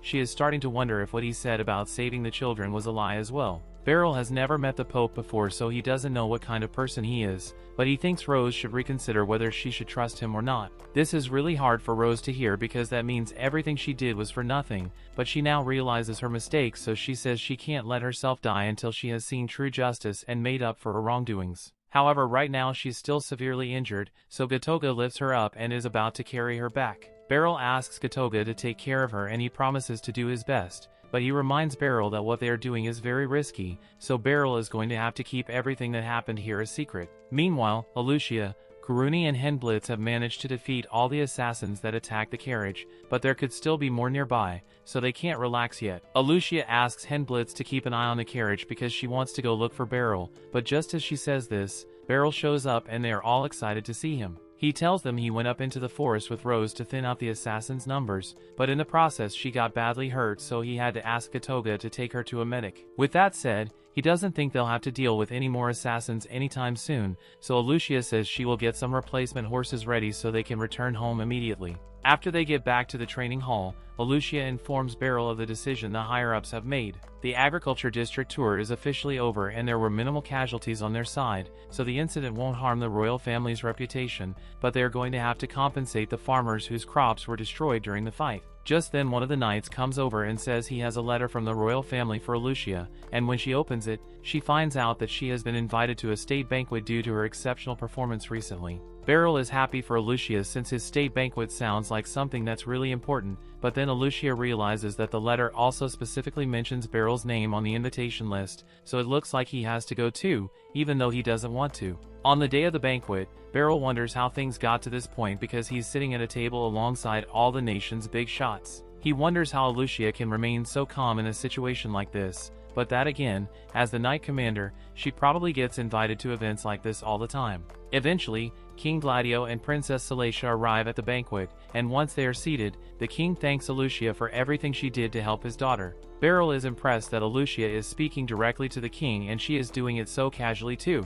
The king also heard that Beryl played a major role in keeping the assassins at bay, and Salacia starts talking about how cool Beryl looked while he was cutting them down. Beryl doesn't think what he did was that big of a deal, but the king is really thankful for his service. On another note, the king has something he wants to discuss, so although it hasn't been publicly announced yet, he tells everyone that Salacia is set to marry Glenn soon. She's going to be heading to Sphene for the wedding, but honestly, the king is a little worried about sending his daughter to a foreign country, especially since Sphene is in the middle of a power struggle, which is why he was hoping to form a royal guard to exclusively protect Salacia, and he was thinking about appointing Beryl to the position. Beryl really doesn't want to do that, but he can't directly reject an offer from the king, so he doesn't know what to do in this situation. Luckily, Alucia interjects and tells the king that Beryl's contributions to the Knights Order here are incredibly valuable, so they can't afford to lose him. Since Alucia is so insistent about keeping Beryl, the king decides to drop the topic of a royal guard, but he still has one more thing he'd like to say. He heard that Beryl is a Swordmaster, so he hopes Beryl can live up to that title and asks that he continue to protect this nation. Beryl is surprised that the king called him his Swordmaster, although probably heard it from Alucia. He can't exactly deny it now that the king has called him a Swordmaster, but Beryl thinks a title like that is too much for him, especially since he has never beaten his father in a duel before. After the banquet is over, Beryl heads back home and shows Mui the gift he got from the palace. They gave him a beautiful glass plate, but Beryl thinks it's too nice to use and he feels bad about putting it on a shelf somewhere, so he's going to have to figure out what to do with it. Back at Beryl's home village, his father has just received the gift he sent, and it's the plate that Beryl got from the palace. The letter it came with explains how Beryl received this after attending a royal banquet with the king, but he feels like a plate like this is too nice to use or store away, so he wants his father to have it. He also mentions how the king mistook him for a swordmaster, but he doesn't think he deserves such a title yet. Beryl's father wishes Beryl would be a little more aware of his talent, but in the end he only underestimates himself because he knows there's still a lot for him to learn. So Beryl's dad is excited to see just how far Beryl will be able to go with his skills. Beryl is a skilled swordsman who left his quiet hometown and moved to the capital. Because of his great sword skills and smart battle tactics, he became a special instructor for the order. He's been teaching there for a few months now, and everything's been going well. The only thing that hasn't worked out is his father's wish for him to finally find a wife. One day, the order's vice commander, Henblitz Trout, asks Beryl to train the knights to fight against several enemies at the same time. Beryl notices that all of their training has focused on one-on-one battles, so he decides to teach them a 1-against-2 combat exercise instead. He explains that he'll need another person to help with the demonstration. Kuruni, one of the Order's knights and also Beryl's former student, quickly offers to join him. However, Alucia steps forward and insists that she be a better choice. Feeling caught in an awkward situation, Beryl tells her that the commander needs to stay back and keep an eye on everyone, so she should sit this lesson out. Although Alucia agrees, it's easy to see that she feels disappointed. Beryl gathers everyone's attention and begins explaining the importance of positioning during a fight. He tells them that if two enemies stand in a straight line, the one in front blocks the one behind, making it much harder for both of them to attack at the same time. Before he can continue, Lucy suddenly interrupts by launching several fireballs straight at him. Beryl calmly dodges every attack and knocks the fireballs away without much effort. Lucy then says she wants to test a new sleeping spell she's created on him. Beryl quickly refuses and tells her not to use an old man like him as her test subject. Lucy laughs, calls him boring, and then tells Alucia that she needs to talk with her right away. After Lucy pulls Alucia away from the training area, Beryl watches them leave and quietly wonders what that strange conversation was all about. Later that evening, after finishing dinner, Beryl tells Mui that he'll change the bed sheets before they go to sleep. Mui replies that she'll take care of washing the dishes instead. Beryl also reminds her not to forget to fold her school uniform before bed, and Mui happily agrees to do it. Just then, Lucy walks into the house without even bothering to knock on the door. Beryl immediately asks if she's simply bored and looking for something to do. Lucy shakes her head and explains that she only stopped by earlier while running another errand, but this time she's come because she wants to discuss something important with him. A few moments later, Thistle enters the house and politely greets Beryl. Seeing her there catches Beryl completely by surprise. Lucy reminds Beryl that he was the one who suggested letting Thistle become a teacher at the Magic Academy. Beryl nods and says he remembers that conversation very clearly. Thistle is now in charge of teaching the Magic Sword class, a brand new course that was introduced that year. Beryl praises her by saying that both her swordsmanship and magical ability are among the very best. However, Lucy suddenly reveals that even though Thistle's extremely talented, she's actually terrible at teaching students. Hearing that leaves Beryl completely shocked. At that moment, Mui joins the conversation and says that she enjoys Thistle's classes because she's one of her students. Lucy then explains that Mui chose the Magic Sword course because she admired Beryl's incredible sword skills. Hearing that makes Mui blush with embarrassment, and she asks Lucy why she had to reveal something so personal. But Beryl's even more surprised by Mui's reaction, since seeing her get embarrassed is something that almost never happens. Beryl asks Lucy what she wanted to talk about, and she tells him it's about teaching the school's sword magic course. She explains that she only wants him to teach sword fighting since he can't use magic, while also helping Thistle become a better teacher. She also says she already asked Alucia for permission, and Alucia agreed as long as Beryl only teaches once a week. Beryl finally realizes that's why Lucy visited the Order's headquarters earlier. Lucy even offers him excellent pay if he accepts because of his reputation as a skilled instructor. After all, he's the one who taught the commander of the Knights how to use a sword. Lucy asks if anyone has a problem with the idea, but Mui says she doesn't mind either way. Beryl decides that before giving his answer, he wants to visit the school and see how the students behave. Later, Beryl meets with Hinblitz, Alucia, and Karuni to discuss the offer to teach at the magic school. Alucia tells him that the Order has no problem with him taking the job, which is why she gave Lucy permission earlier. Even so, Beryl says he still wants to see the school for himself before making a final decision. They tell him to visit the academy that afternoon, and he agrees to go and have a look. Alucia believes accepting the job would be good because it would improve Beryl's reputation even more. Hinblitz adds that students who can master both magic and sword fighting under Beryl's guidance could become valuable people for the nation in the future. Beryl feels Hinblitz is exaggerating a little and says he still hasn't decided whether he'll accept the position. For now, he simply wants to watch the students and see how they respond. When Beryl arrives at the academy, he asks Thistle how many students have signed up for the sword magic course. Thistle tells him there are only 5 students at the moment, but she's sure the class will become much more popular now that he's there. A short time later, they arrive at the classroom. Thistle greets the students, but Beryl quickly notices that only one of them seems excited to learn, while the others look completely uninterested. Thistle introduces Beryl as the swordsman who taught her everything she knows. Beryl introduces himself as Beryl Gardnet and explains that Thistle and the school's headmaster, Lucy, invited him to observe today's lesson. He tells the students not to worry about him and to continue the class as if he isn't there.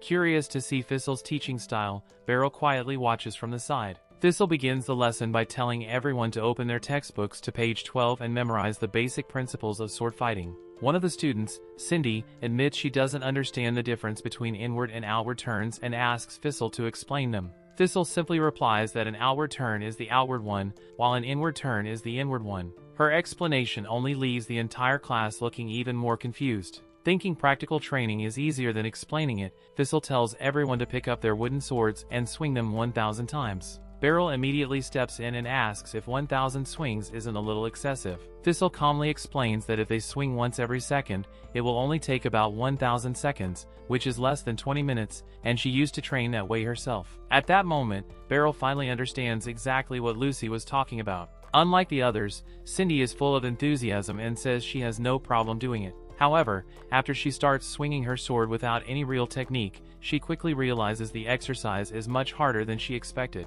Before the lesson continues, Beryl asks each student to introduce themselves. After that, he asks all of them to show him 5 sword swings so he can see their current skill level. Cindy goes first and performs 5 practice swings with her wooden sword. As Beryl watches, he quickly notices a few problems with her form and corrects them. The moment she tries again, she can immediately feel how much smoother and stronger her swings have become. Seeing that, Lumite asks if Beryl can help him too. Beryl tells him to show his current stance and take a swing. After making a few simple adjustments to his posture, Lumite is surprised by how much better it feels. One by one, every student takes their turn, and Beryl helps each of them improve their technique. Watching him teach so naturally, Thistle praises him for being an excellent instructor. Beryl simply tells her that teaching sword fighting is more than showing techniques, and she needs to think more carefully about what it truly means to teach. After the lesson, Beryl tells the students to take a short break and relax for a while. Taking the opportunity, Cindy asks him if he's really as strong as everyone says. Before Beryl can answer, Thistle speaks up and says he's incredibly strong, even stronger than she is. The students aren't fully convinced and ask for proof instead of just taking her word for it. Beryl thinks that's a reasonable request. From their point of view, he's just an older stranger who suddenly appeared and expects to teach them. To settle the matter, Beryl asks Thistle if she'd be willing to spar with him. She happily agrees and tells him the training grounds should be empty around that time. When they arrive at the training grounds, Beryl asks Thistle if they can begin the match without using magic. She agrees without hesitation. Thistle makes the first move by charging forward with a fast thrust aimed at Beryl's chest, but he calmly blocks it. She immediately follows with a steady series of attacks, yet Beryl deflects every single strike. Spotting a small opening, Beryl moves into counterattack, but Thistle reacts quickly and dodges before his blade can reach her. Beryl compliments her quick footwork, and she thanks him with a smile. Deciding it's time to get serious, Thistle says she'll start using magic. Beryl tells her to go ahead without holding back. Thistle channels magic into her sword and releases a sharp air slash toward Beryl, but he dodges it with ease.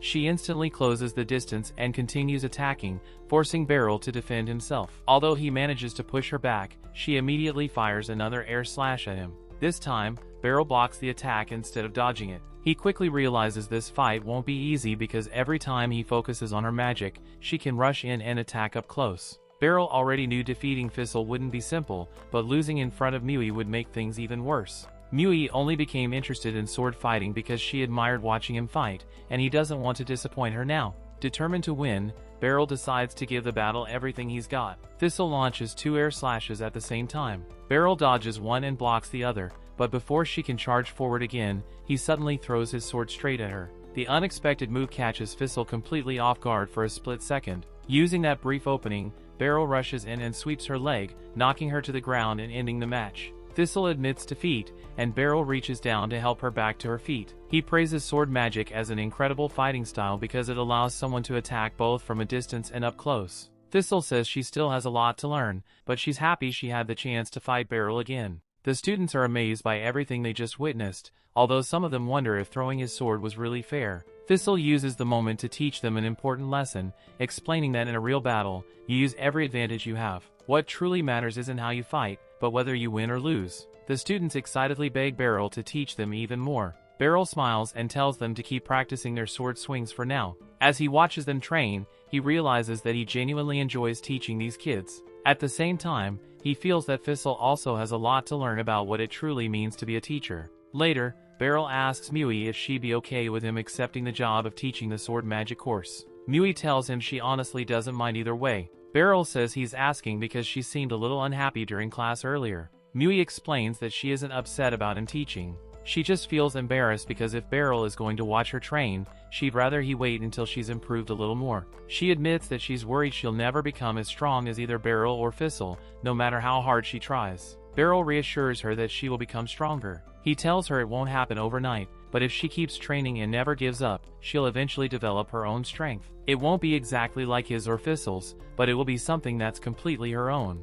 Mui asks if he truly believes that, and Beryl confidently tells her he does. He adds that he's sure Thistle will also grow into a much better teacher than she is now. Mui then asks if that means Beryl himself won't become any stronger. Beryl laughs and says he's already reached his limit. Mui quickly tells him that's just an excuse because he's getting older. The comment catches Beryl completely off guard, making him choke on his drink. After that, Mui excuses herself, saying she has homework to finish, and asks Beryl to wash the dishes for her. Meanwhile, Lucy hears that Thistle lost her sparring match against Beryl, even though her magic sword should have given her the advantage. Curious about the outcome, Lucy asks Thistle whether she thinks Beryl will accept the teaching position at the Magic Academy. Thistle says she believes he will because he truly enjoys teaching and has a natural talent for it. Lucy nods and tells Thistle that if she wants to reach even greater heights herself, then she also needs to improve her teaching skills just as much as her swordsmanship. At the Magic Institute, Thistle's students are exhausted from running laps around the field. The students ask Thistle whether she used to run as much when Beryl was her mentor, and she agrees. She says they haven't run enough and that they should run 50 more laps this time. Beryl and the students are shocked by what she said. Beryl tells her that the students can't run that much and that she should reduce the number of laps. Beryl thinks teaching someone how to teach is very tricky. He tells the students that being able to run is a good thing because it builds stamina and core strength. Cindy helps Mui with a handkerchief, and she shyly accepts it from her. But Beryl notices that she still isn't getting along with her very well yet, and he thinks it's going to be tricky for her too. After classes for the day have ended, Thistle goes to meet Beryl and tells him he did a good job teaching the students. Beryl tells her she also did well and asks her how today's class went. Thistle tells him that the running drills took her back to the time when he was still training her, but that wasn't the answer Beryl was looking for. He asks her whether she has started to get the hang of teaching, and Thistle replies that she hasn't. Beryl tells Thistle that being able to use swordsmanship and magic together is impressive, but Thistle explains to Beryl that with magic, the longer the range, the harder it is to expand and control it. The moment you lose control of the magic, it dissipates. Using a sword helps visualize how to control the magic and gives it a harder hit. Beryl thinks it's impressive, but that is all there is to it. Thistle notices the vice principal, Brown, and calls out to him. Brown asks Beryl who he is, and he tells Brown that the principal asked him to teach sword magic. Brown tells Beryl that he would prefer it if people who have no interest in wizardry didn't just wander around the institute aimlessly, and he excuses himself. Brown tells himself that wizardry doesn't need the interference of swordsmanship at the Magic Institute. Thistle explains to Beryl that Brown is a magic-first advocate. He doesn't think highly of sword magic. When he was younger, he and Lucy were known as the two pillars of the magic corps, but now he just focuses on research, and Beryl thinks it makes sense since one person cannot stay on the front lines forever. At the restaurant, Alucia is drinking when she asks for a refill. Serena tells her it's just one less day of the week that she gets to see Beryl, so what's wrong with her? Alucia tells her she wouldn't understand. Serena asks whether, in the state she's in, she can handle the other matter, and Alucia tells her that she doesn't need her concern. Serena gets annoyed and asks her what role Beryl will be playing in all of it. She asks whether Alucia is just going to abuse her power and put him wherever it suits her. Alucia explains that as the commander of the order, she can handle everything regarding Beryl both fairly and openly. She does not need to explain things to outsiders, and she certainly wouldn't reveal anything to someone as rude and ill-mannered as Serena. Serena tells her that she is doing this for Beryl's sake, and Alucia says she is also doing it for Beryl's sake, but before things get too heated, the server breaks the tension by telling them their refills have arrived and they decide to go back to drinking. Alucia tells Serena that their intentions are the same, to support Beryl, and Serena agrees with her, so she tells Alucia that if anything comes up, she will help her, because she has to repay the debt she owes Beryl, and Alucia feels the same way. After all, she owes everything she is to him. Back at the Magic Institute, Thistle has just ended her lessons with the students and Beryl is wondering where he is going to get lunch before he sees Kinera. In the dining hall, Mui is sitting by herself when Cindy sits beside her. Mui feels a bit happy that Cindy sat down with her. Cindy asks whether the food Mui got is going to be enough for her since they need a lot of energy for the type of practice Thistle gives them, and Mui says it's enough for her. As Mui is about to take a bite, a crumb falls on her skirt, and Cindy blames herself for talking so much. She tells Mui she has a spare skirt in her dorm room, but she isn't sure whether it will fit her. Mui tries to tell her it's okay, but Cindy tells her that the stain is mostly gone and barely visible, so she should be okay for now and can wash it when she gets home. Mui manages to say okay. At a restaurant, Kinera orders ravioli with tomato sauce, and Beryl gets the same. Kinera is grateful to Beryl for joining her, and Beryl tells her not to worry. Beryl is not used to fancy places like this and feels kind of out of place. Kinara tells him to relax a bit and that the place isn't that formal. She asks Beryl how the classes are going, and he tells her he is managing to get by, though he still doesn't understand magic at all. Kinara realizes that Mui is taking the sword magic course too, and Beryl agrees. Beryl asks Kinara how Mui is doing in her other classes. Kinara tells him that she is doing her very best even though she still seems unsure about interacting with others, but it is clear that she is working on it. Beryl is relieved that she is at least working on her social anxiety. Kinara tells Beryl that her class is mostly lecture-based, but Mui works very hard in it too. Beryl is curious and asks Kinara what she teaches, and she replies that she specializes in defensive magic. She asks whether he would like to see a demonstration since it is easier to understand by seeing it than by explaining it. Kinara asks Beryl to give her his hand, but Beryl thinks it will be weird for an old guy like him to hold a young woman's hand in public. Kinara tells him to go ahead, and Beryl thinks that since he is the one who asked, he can't exactly back out now, so he gives her his hand. Kinara asks him to squeeze her hand a bit harder, and Beryl does, but notices a strange sensation when squeezing it. It feels elastic and tough, not just hard. Kinara tells him that right now she is just enveloping only her palm in a film of magical energy. She explains that defensive magic can be extended over a wider area depending on the user's skill and the situation, and she asks for his opinion on defensive magic, so Beryl tells her that it was impressive. Back at the dining hall, Nesha asks everyone how they did on the basic magic test. Cindy tells everyone that she is not good at written tests.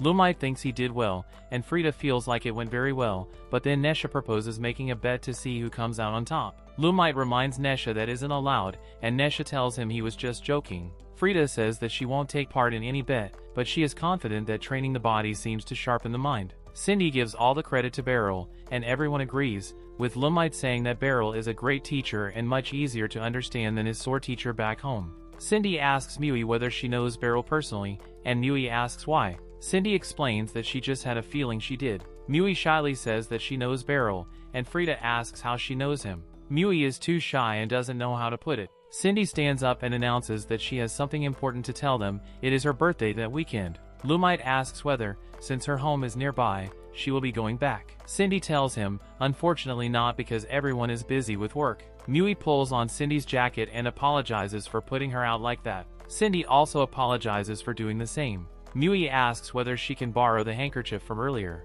Kinara tells Beryl that she has high hopes for him, and Beryl is confused. She explains to him that sword magic is a new field of study and has a great deal of potential. She tells Beryl that she has to get going now, and Beryl thinks that she shouldn't expect too much from a magic novice like himself. Beryl goes to the Sphene and meets with Ebroy. Ebroy asks whether Mui liked the clothes because he isn't really sure what young people like these days. Beryl thanks him for them, and Ebroy is also thankful because it was thanks to Beryl that he became a bishop in the church, and he would like to keep in contact with him in the future. Ebroy decides that since Beryl is here, they should have a chat over some tea, and he tells him what happened to Bishop Redios. After the trial, Redios met an untimely death, because what he did was the ultimate taboo for both the royalists and the papists. Even after all of that, it is not as if the state or religion changed much. At most, there was a reorganization of the Holy Order, and Beryl is surprised to hear about the Holy Order. Ebroy asks whether that interests Beryl, and he replies that it does because he served with them as part of the delegation's guard detail. Ebroy explains that several high-ranking officers were replaced. The order is cleaning house, and they may have a big assignment coming up soon. Beryl asks what he means by a big assignment, but Ebroy can't answer because he has to get going to afternoon prayers. Ebroy asks whether Beryl would like to join him, and Beryl declines. Back at the house, Beryl has finished cooking dinner when Mui is washing the handkerchiefs she borrowed from Cindy. She tells Beryl that she is busy at the moment, and Beryl wonders whether she is washing something. Beryl tells her to take a break and continue after dinner, but Mui tells him that she will eat later. Everyone gathers together to celebrate Cindy's birthday, and they all wish her a happy birthday. Cindy is grateful to all of them and is happy that everyone came. She even gets presents. Cindy tells everyone to start eating, and they all take a bite of the feast. Cindy feels like having friends is the best. Beryl wonders whether maybe he shouldn't have come because he doesn't belong there. Everyone is chatting when Mui speaks up and calls out to Cindy. Cindy asks Mui what's wrong and tells her she should eat. Mui works up the courage to give Cindy back her handkerchief. Beryl realizes that it was that handkerchief she was washing the other day. Mui wishes Cindy a happy birthday, and Cindy hugs Mui and thanks her. Nesha asks whether Mui said something nice and jokes that at this rate, the sky might fall tomorrow. Mui gets angry and smacks Nesha on the head. Nesha asks what the smack was for, and Lumite tells him that he deserved it. Beryl changes his mind and is glad he came to Cindy's party. Cindy tells everyone that if more students join their course, they can have an even bigger birthday party next year. Nesha asks whether there is even a chance that more students will join, and Lumite says that at this rate the course might be cancelled because there are not enough students. Beryl agrees that it is true, and Thistle says that Beryl's dojo had more students, but her course isn't growing. Beryl thinks it is because not many people left the dojo, and he asks Thistle why she didn't leave, and she answers that it was because she enjoyed swinging a sword, but she doesn't think that was the only reason. It was also because Beryl praised her and it made her happy, so she worked even harder. Thistle realizes that she hasn't praised her students at all, and Beryl tells her that he is expecting great things from her as a teacher. They are interrupted by the sound of a scream coming from the school. Beryl decides to go and take a look and tells all of the students to stay there. As they reach the school, they see some teachers carrying an injured person. They explain that they were attacked and can't use magic. Thistle tries to create a fire spell, but it cuts off. Thistle senses something coming, and Beryl tells them to get back. A shadow wolf-like creature bursts out of the door, and Beryl wonders what it is. The wolf suddenly lunges at Beryl, and he cuts it down, though he is surprised to see that there is no resistance. Several wolves jump out of the building, but Thistle still can't use her magic, so she has to rely only on her swordsmanship. Thistle and Beryl manage to cut down some wolves, but one of them bites Beryl's arm. The rest of the wolves charge at the teachers, but Kinara manages to put up a barrier just in time to deflect the werewolves. Beryl asks whether she is okay, and she replies yes, but tells him that something near the building is canceling out her magic. She guesses that those shadow wolves have something to do with it. The teachers can't believe that something like this is happening while the principal is away, and ask what they are going to do. Kinara tells two of the teachers to protect the students in the dormitory, while one stays with her to stop the monsters from getting in. Beryl and Thistle will go into the school to find out what is causing it all, and Beryl thinks he doesn't have a choice since he and Thistle are the only ones strong enough to fight in there.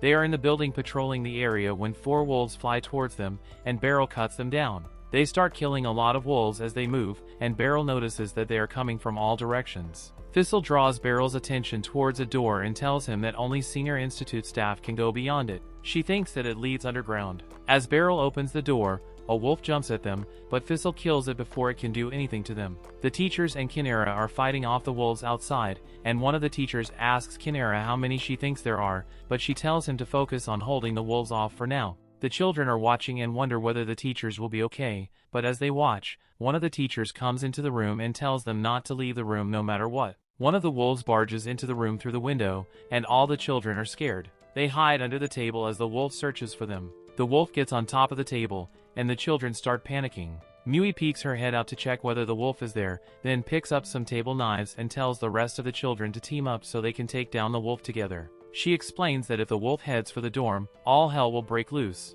They agree with her, but tell her that it is too dangerous. Mui tells them that she can't do it alone, but with the 5 of them, they can do it, and Cindy agrees. Lumite asks Mui how they are going to defeat the wolf, and she shows him the knives she took. Beryl and Thistle are running through the passage when they see a door at the end. They go inside the room and wonder what the place is. Thistle thinks that it could be Commander Lucy's laboratory, and Beryl wonders whether this is she develops her magic. Thistle turns the corner and sees Vice Principal Brown lying on the ground with blood on his abdomen. Thistle and Beryl ask him what happened, and he explains that he knew the principal was hiding something unthinkable. Because there was a powerful seal on the room, he thought that if there was a secret behind her eternal youth, it would have to be there. He spent years researching how to break the seal, but he couldn't, so he had to create a magic accessory that cancels all magic indiscriminately. However, there was no secret after all, and then the monsters emerged. Thistle now understands why she couldn't use her magic before and asks him where he kept the accessory. He tells her that it is in the classroom right above them.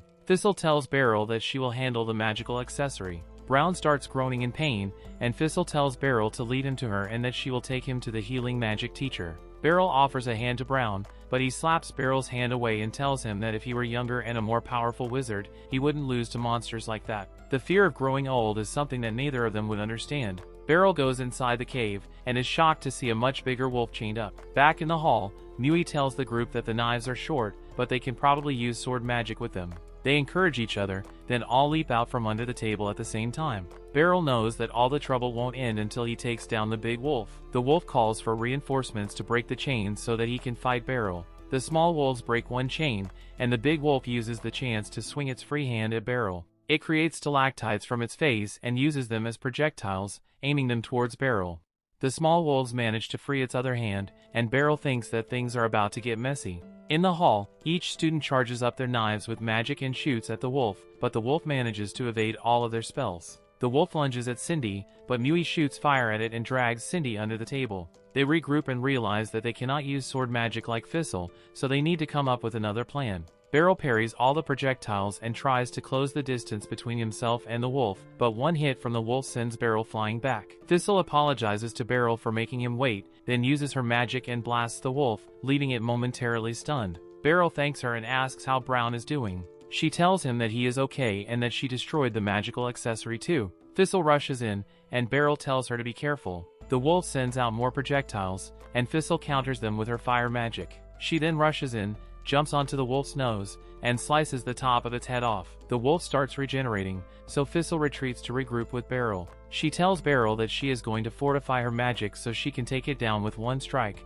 and asks him to cover her while she does. Beryl doesn't really understand what she means by fortify, but he puts all his faith in her because he has no other choice. All of the children observe the wolf's movements, and Mui signals them to start the plan. Lumite and Freda attract the wolf's attention, and as the wolf charges towards them, they hurl their knives at it, stopping its movement for a second. They then use the tablecloth to cover the wolf's body while Cindy and Nesha hold it down. Mui then lights it on fire. Beryl is parrying all of the wolf's attacks and wonders whether Thistle is done yet, thinking that she should hurry up. Beryl cuts down 2 wolves and leaps at the big wolf, but gets knocked back by one of its stalactites. Beryl aura farms by weeding through all of the stalactites and charges at the wolf, but Thistle uses her secret blade technique, Kurdana, to finish off the wolf. After the fight, Beryl sees a black, diamond-shaped object floating and wonders what it is. Thistle tells him that it gives her a bad feeling, and that it is trying to reform, so Beryl rushes to cut it. After splitting it in 2, Thistle tells him that it no longer gives her a bad feeling. Beryl teases her for naming the technique Secret Blade,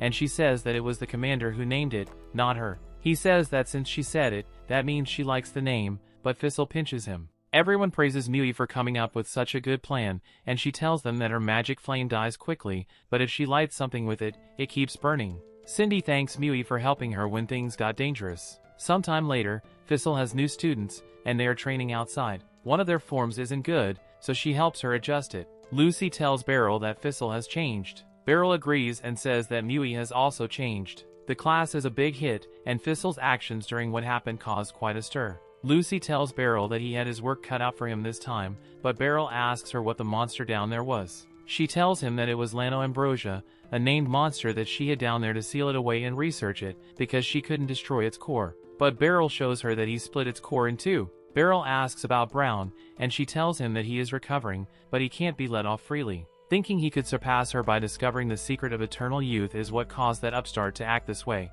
What matters is striving to improve through mutual effort and sincerity. Brown used to do that, which is why he stood beside Lucy as one of the pillars of the magic core. Beryl is at headquarters with Henblitz, and Henblitz asks whether his temporary teaching position at the Magic Institute is on hold. Beryl says yes, and since it's currently summer break, he'll be focusing on his duties with the Order for a while. Henblitz tells him that he already instructed the knights to take breaks whenever needed and to stay hydrated because passing out during training won't help anyone. Just then, Alucia walks into the room and tells Beryl that a letter addressed to him arrived at headquarters, so she decided to bring it over personally. Beryl takes the letter from her and notices that it was sent by his father. After reading it, he says that it's that time of the year again and asks Alucia if it's alright for him to take some time off. She agrees but asks why, so Beryl explains that his father wants him to come back home and lend a hand for a while. Alucia simply says that it really is that time of the year, and Beryl agrees, but Henblitz is completely confused and asks them what they mean. Beryl explains that every year,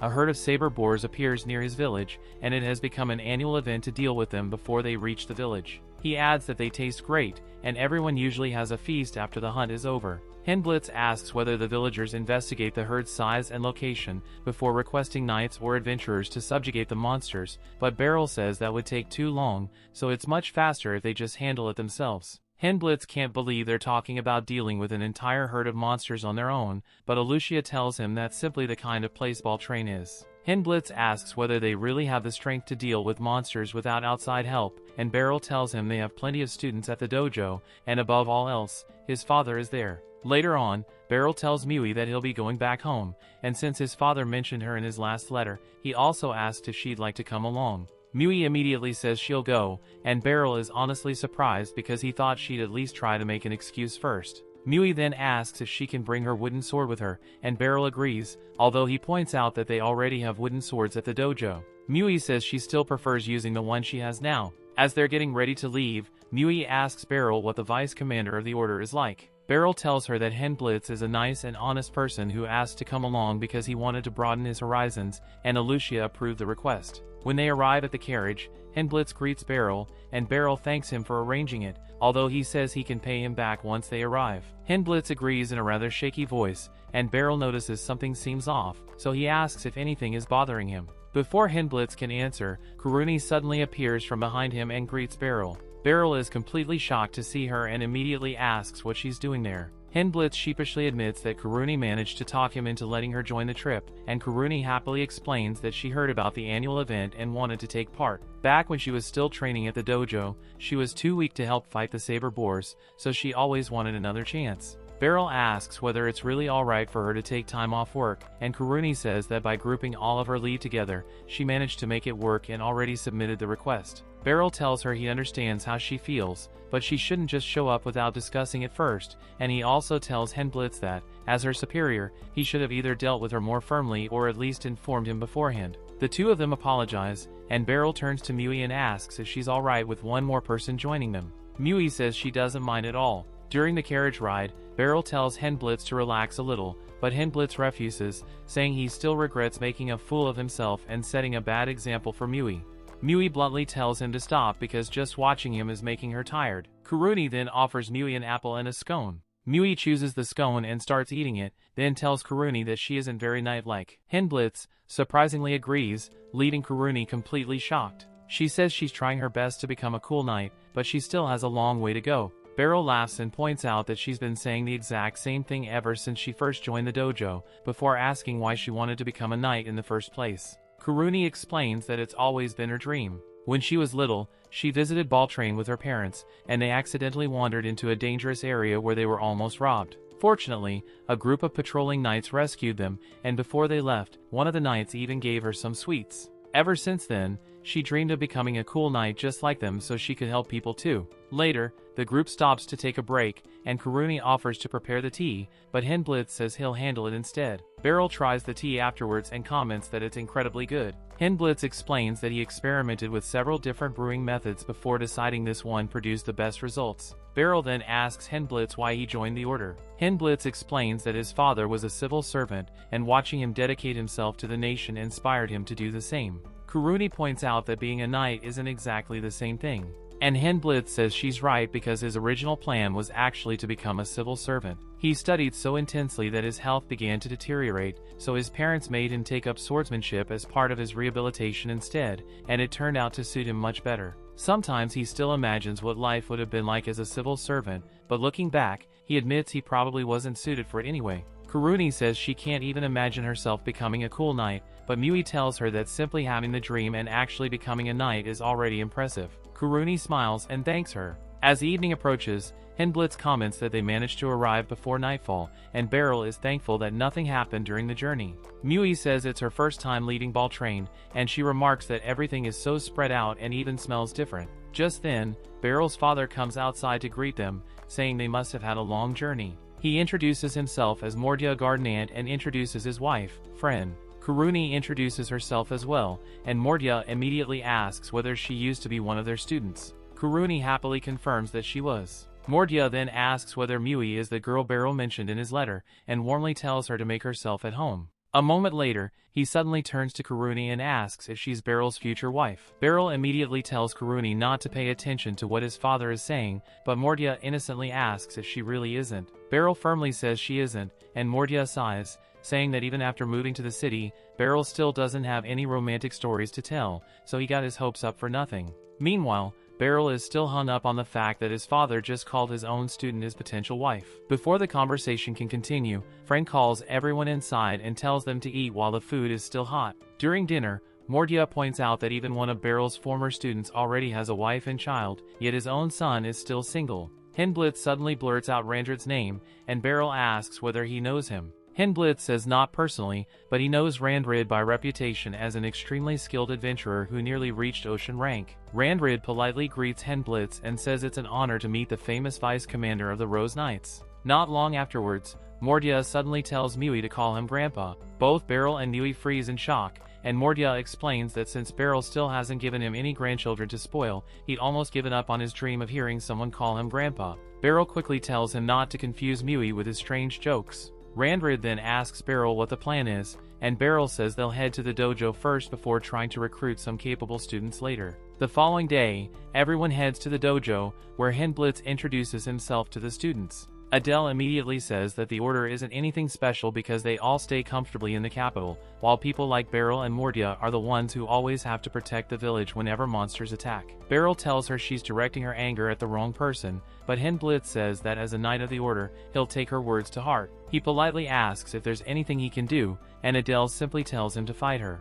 Hindblitz accepts the challenge and tells Adele to join in if he agrees with her. The two students take their stances, and Adele immediately charges at Hindblitz. He blocks her attack, but as she backs away, Adele rushes in from the side. Hindblitz calmly parries Adele's attacks before repositioning himself so Adele blocks Adele's line of sight. Then, in one smooth motion, he sweeps Adele's legs out from under him and immediately points his sword at Adele, ending the match. Afterwards, Hindblitz tells Beryl that his lesson about fighting multiple opponents was incredibly helpful. Adele walks over and apologizes for being rude earlier, but Hindblitz tells her there's no need to apologize and simply encourages her to work harder, although he explains it in such an advanced way that it goes completely over the students' heads. Hindblitz then asks whether the dojo is currently focusing on forms, and Beryl explains that they practice 5 offensive forms and 8 defensive ones. Hindblitz comments that Beryl is especially good at linking the forms together, but Beryl says his father is still better than him. Later, Hindblitz and Beryl go to meet Mordia.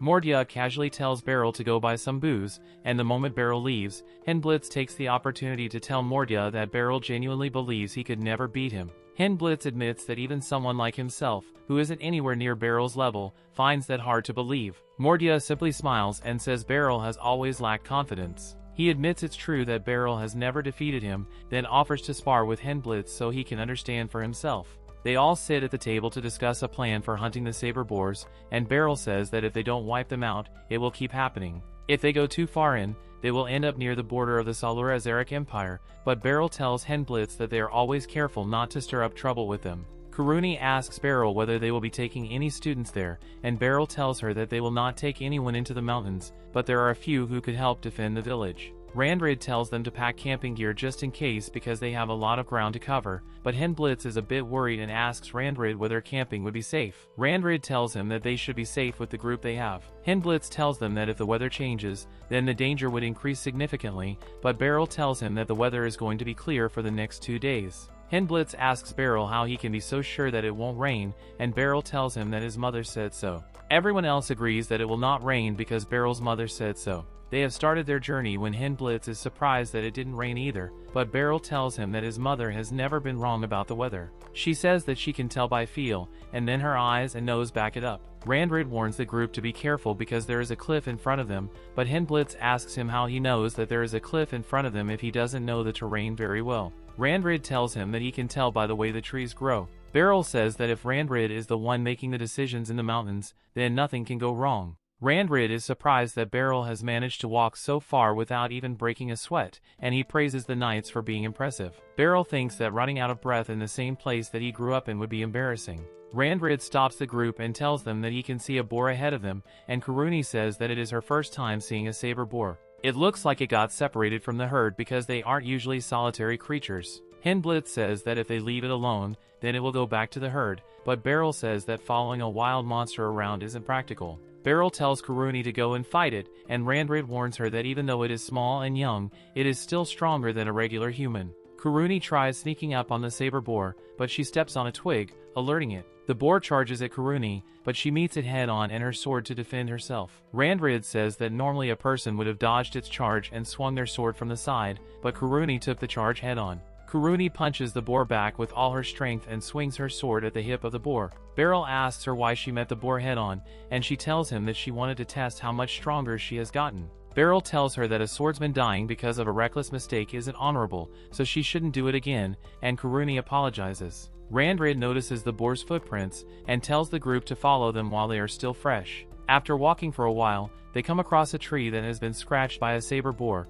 and they say that if they search around the area, they will find it sooner or later. Randrid says that walking around in the dark is dangerous, even for them, so they should camp there for the night. Randrid tastes the tea that Henblitz made and says that it is really good. Beryl tells Randrid that Henblitz is great at making tea, and Henblitz says that they are praising him too much. Kuruni gulps down the tea and says that it tastes like victory to her, because she finally took down a saber boar, and Beryl tells her that realizing how far she has come is important. Henblitz says that he would like to get better at reading the mountains too, and Beryl asks Henblitz whether it isn't just better if he leaves all of that to the hunters and adventurers, but Henblitz refuses and tells him that Adel was right and the order should protect the people regardless of the time and place. Randrid apologizes to Henblitz for Adel's rudeness toward him, but Henblitz tells him that they were stronger in quality and numbers, then she wouldn't have said that. Randrid says that as an instructor, he will make sure people know that a knight like Henblitz exists, and Beryl says that it's nice that all of them have a goal and the will to achieve it.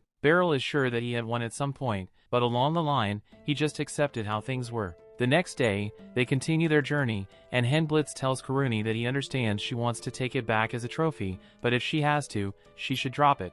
The group stops when they see a dead deer on the ground that has been eaten. Randrid says that it isn't decomposing yet, so it wasn't killed that long ago. A bush nearby starts shaking, and Randrid tells the group to prepare. A saber boar jumps out and charges at Randrid, but he parries the attack and swings his sword at a tip. Randrid thinks that it was part of the herd and not a stray, so Beryl says that the lair must be nearby. They find the lair, and Kuruni asks whether they have to kill them, because they are not doing anything, but Beryl tells her that they will eat everything around them, and then the herd will move on. Randrid says that they might not move deeper into the mountains, but if they pose a threat to the village, then they will have to hunt them. Henblitz asks whether they should start hunting them, but Beryl says that the weather would only hold up until midday and they should fall back because if it rains, then everything will fall apart. After going back home, Friend tells Beryl that there is a bucket of water outside and he should go and wash up before coming into the house. Mordia asks them how it went, and Beryl says that they found the lair, but it started raining, so they pulled out. Mordia tells him that he did well.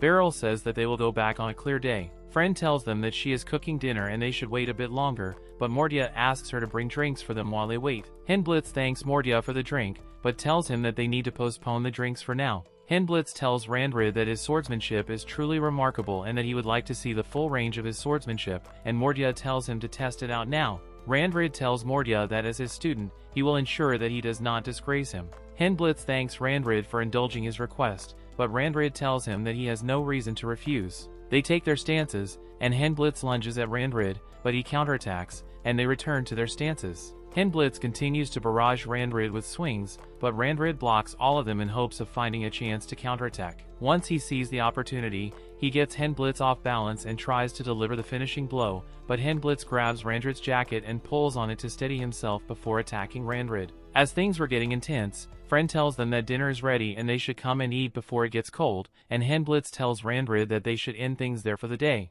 The next day, Friend tells the group that it will be clear all day, and she gives them some bread because they will still be out there around lunchtime. Mordia tells Beryl that he will tell his men to bring back the boars that they hunt down, and Beryl tells Mordia that he is counting on him to bring down any boars that get past them. Before Beryl leaves, Mui tells him to do his best. Adel tells them that she wanted to go into the mountains too, but Henblitz tells her that defense is important and he would appreciate her staying there. Adel agrees and tells him that she won't let a single one pass her. Once they reach the boar's lair, they discuss their plan for taking them down. Once Beryl gives the signal, they will all ambush the boars to thin them out and handle the bigger ones as a group. Once Beryl throws the rock, they all rush down the hill and kill off the outer boars. All the remaining boars start charging at them, and they kill them one by one. The biggest boar charges at Beryl, and he decides to take it on by himself. Beryl swings his sword at the hip of the boar as it lunges at him and has a feeling that it isn't going to go down in one strike, so he repositions. As the boar charges at him again, he cuts its neck, slowing it down. Beryl enjoys the fight and decides to end the battle by delivering the finishing blow. Everyone praises Beryl for killing it, and Beryl becomes embarrassed. Back at the village, Mordia is training Mui when Mui asks him that if Beryl were to fight Henblitz and Randrid, who would win?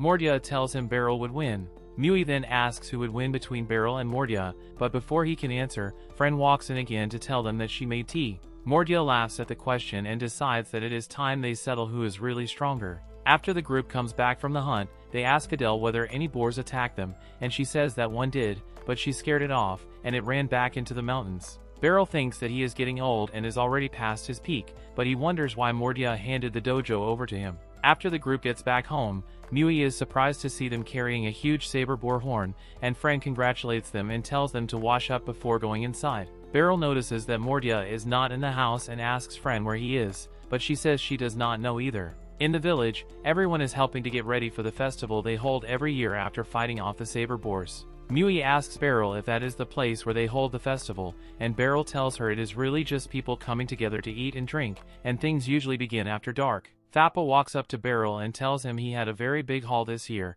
and Beryl asks him how his business has been going. Thappa tells Beryl he already has buyers lined up for the tusks and hides, and he plans to sell the tusks from the giant saber boar that Beryl took down to a noble. Thappa's son asks how much longer they have to wait, and Thappa apologizes, then tells Beryl he has to go and that they will catch up later. Henblitz asks Beryl who Thappa was, and Beryl explains that he is a merchant who grew up with him in the village, and he buys the tusks and hides from the saber boars they hunt, which is the reason they can afford to buy drinks for the village. Beaten faces trouble every year during saber boar mating season, but hunting them gives the village something valuable in return. Randrid tells Henblitz that their dojo has existed for generations, and he hopes that Adel and the others can join them in the mountains one day, and Henblitz says he would like to come along too, to see how much they have grown. Beryl asks Mui what she thinks, and says that if she likes it there, they can come back and visit together again, and Mui agrees. At the restaurant, Alucia tells the server to refill her drink, and Serena says she is drinking even faster than usual. Alucia asks if Serena is going to start criticizing how she drinks now, and Serena asks if something happened to her. Alucia tells her that ever since Beryl went to Beaten, she has not seen him, so all she can do is drown her feelings in drinks. Serena asks if she really should be drinking like that and reminds her that she knows why Beryl went back to Beaten. Alucia says she knows the reason, and is just upset about the whole situation. Alucia and Serena begin remembering their lives back in Beaten, and Alucia recalls that Beryl always said he could never beat Mordia in a sword fight, though they feel he was just being modest, since they have never even seen Mordia swing a sword. Thappa tells Beryl to give him some meat, and Beryl says he does not even have time for a break. Thappa tells him to stop complaining, since being on meat duty is an honor given to whoever brought down the biggest boar. Thappa's son asks Beryl for more meat, and Thappa tells him it must feel good having everyone thank him. Kuruni gets drunk and starts bragging to Mui that she took down 5 boars, and Mui says she has already heard it about 10 times. Henblitz tells Kuruni to slow down a little with the drinks, and Randrid tells Henblitz it is good to loosen up sometimes, then asks what Beryl teaches them at the order. Henblitz says Beryl mostly just spars with them and gives advice. Adel gives Mui a salad to help build her strength, and Adel gives her some bread. Adel looks at Beryl and says he is amazing, but next year it will be her turn to cook the meat. Adel asks Mui if Beryl teaches her swordsmanship, and says that once Mui is trained, she will take her on herself. Beryl thinks Adel is blunt, but she truly looks out for others, and believes that Mui getting close to her will be good for her. He looks at Randrid and Henblitz and guesses they are talking about swordsmanship, and hopes they gain something from it. He looks at Kuruni and thinks she is just letting loose a bit, and as long as everyone is having fun, that is all that matters. Beryl is thinking back on the thrill he felt fighting the saber boar, realizing he never knew he had that feeling inside him, when Mordia calls him and tells him to follow. Beryl tells Mordia he did not see him the day before and was wondering what he had been doing, but Mordia tells him to let him do as he pleases. Beryl asks Mordia why he handed the dojo to him when Mordia is stronger, and Mordia asks what he thinks. Beryl says he does not know, which is why he is asking, since it makes no sense to retire and pass the position to someone weaker.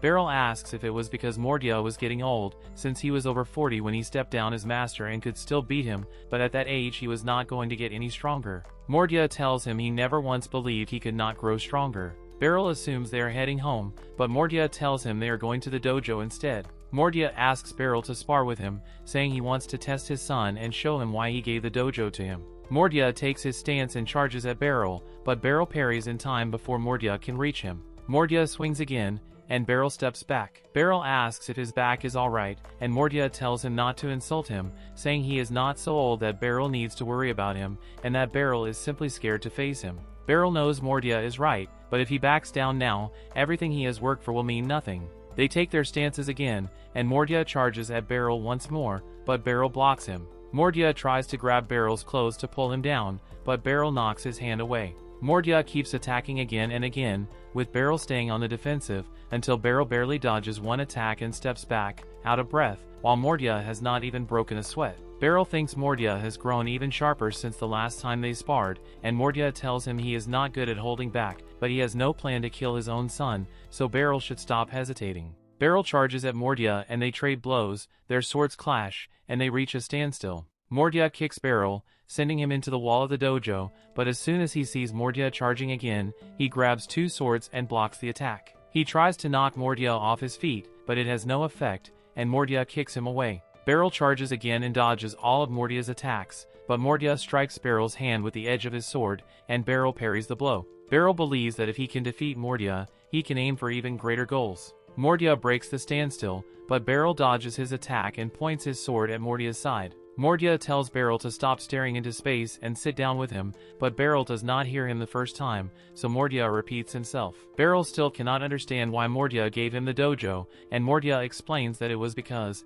at that point, Beryl had become stronger than him. Mordia tells him that Beryl never once beat him before because he was afraid of him, and he has been carrying that fear for a long time. Mordia says he had no intention of letting Beryl win that day, but Beryl won anyway, and finally broke through his fear. Beryl begins to cry, and Mordia gently pats his head. Back at the festival, Kuruni is drunk, and Adele wonders if she is really a knight. Henblitz tells Adele to forgive her, and Randrid says every knight needs a break sometimes. Kuruni says she is thirsty, and Nui stands up to get her some water. On her way, she meets Mordia, who tells her to pour one for him too. Mordia asks if she wants to know who is stronger between himself and Beryl, and Nui says yes. Mordia tells her to ask Beryl herself. Beryl goes home and asks Fren if Mordia is there, but she tells him he went to the festival to eat some meat. Beryl asks Fren who is stronger between himself and Mordia, and Fren says Mordia, because he raised his son and protected his wife, something Beryl could not do. Fren tells Beryl to hurry and find a wife, or he will spend the rest of his life losing to Mordia.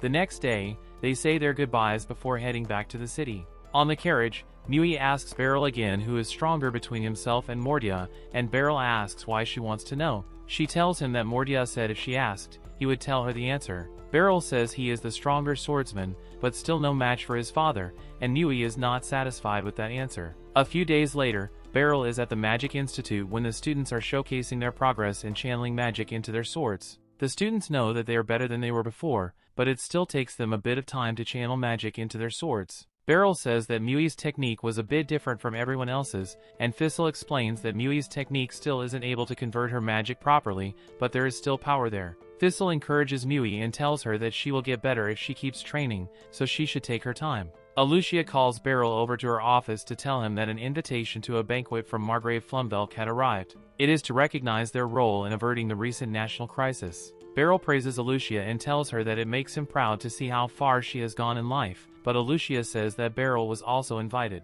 She tells him that the Margraves specifically requested him to come to the banquet. Beryl is confused and Alucia asks him whether he knows who the Margraves are, but Beryl tells her that he doesn't know any nobles because he is just an old country bumpkin. Alucia changes the topic and tells him that Princess Salacia's marriage has been officially set for the end of the year. The Flumvelk lands lie along the border with the Kingdom of Sphene. Before the wedding begins, they need to inspect the route and the security arrangements, and it will take about a month. Beryl tells Alucia that he will go with her, and Alucia thanks him but thought that he would modestly insist that it wasn't for someone like him. Beryl says that he believes that he should help people where he is needed. At home, Nui asks Beryl what he thought about that day's sword magic lesson, but Beryl tells her that he doesn't know anything about magic. Nui tells him that she is talking about her sword swings, and Beryl says that her swings are sharper and she is not wobbling as much anymore. Beryl tells Mui that he is going on a work trip, and Mui can either stay with Lucy or do a short-term stay at the student dorm, and he had made sure either option is available. Mui decides to stay at the dorm,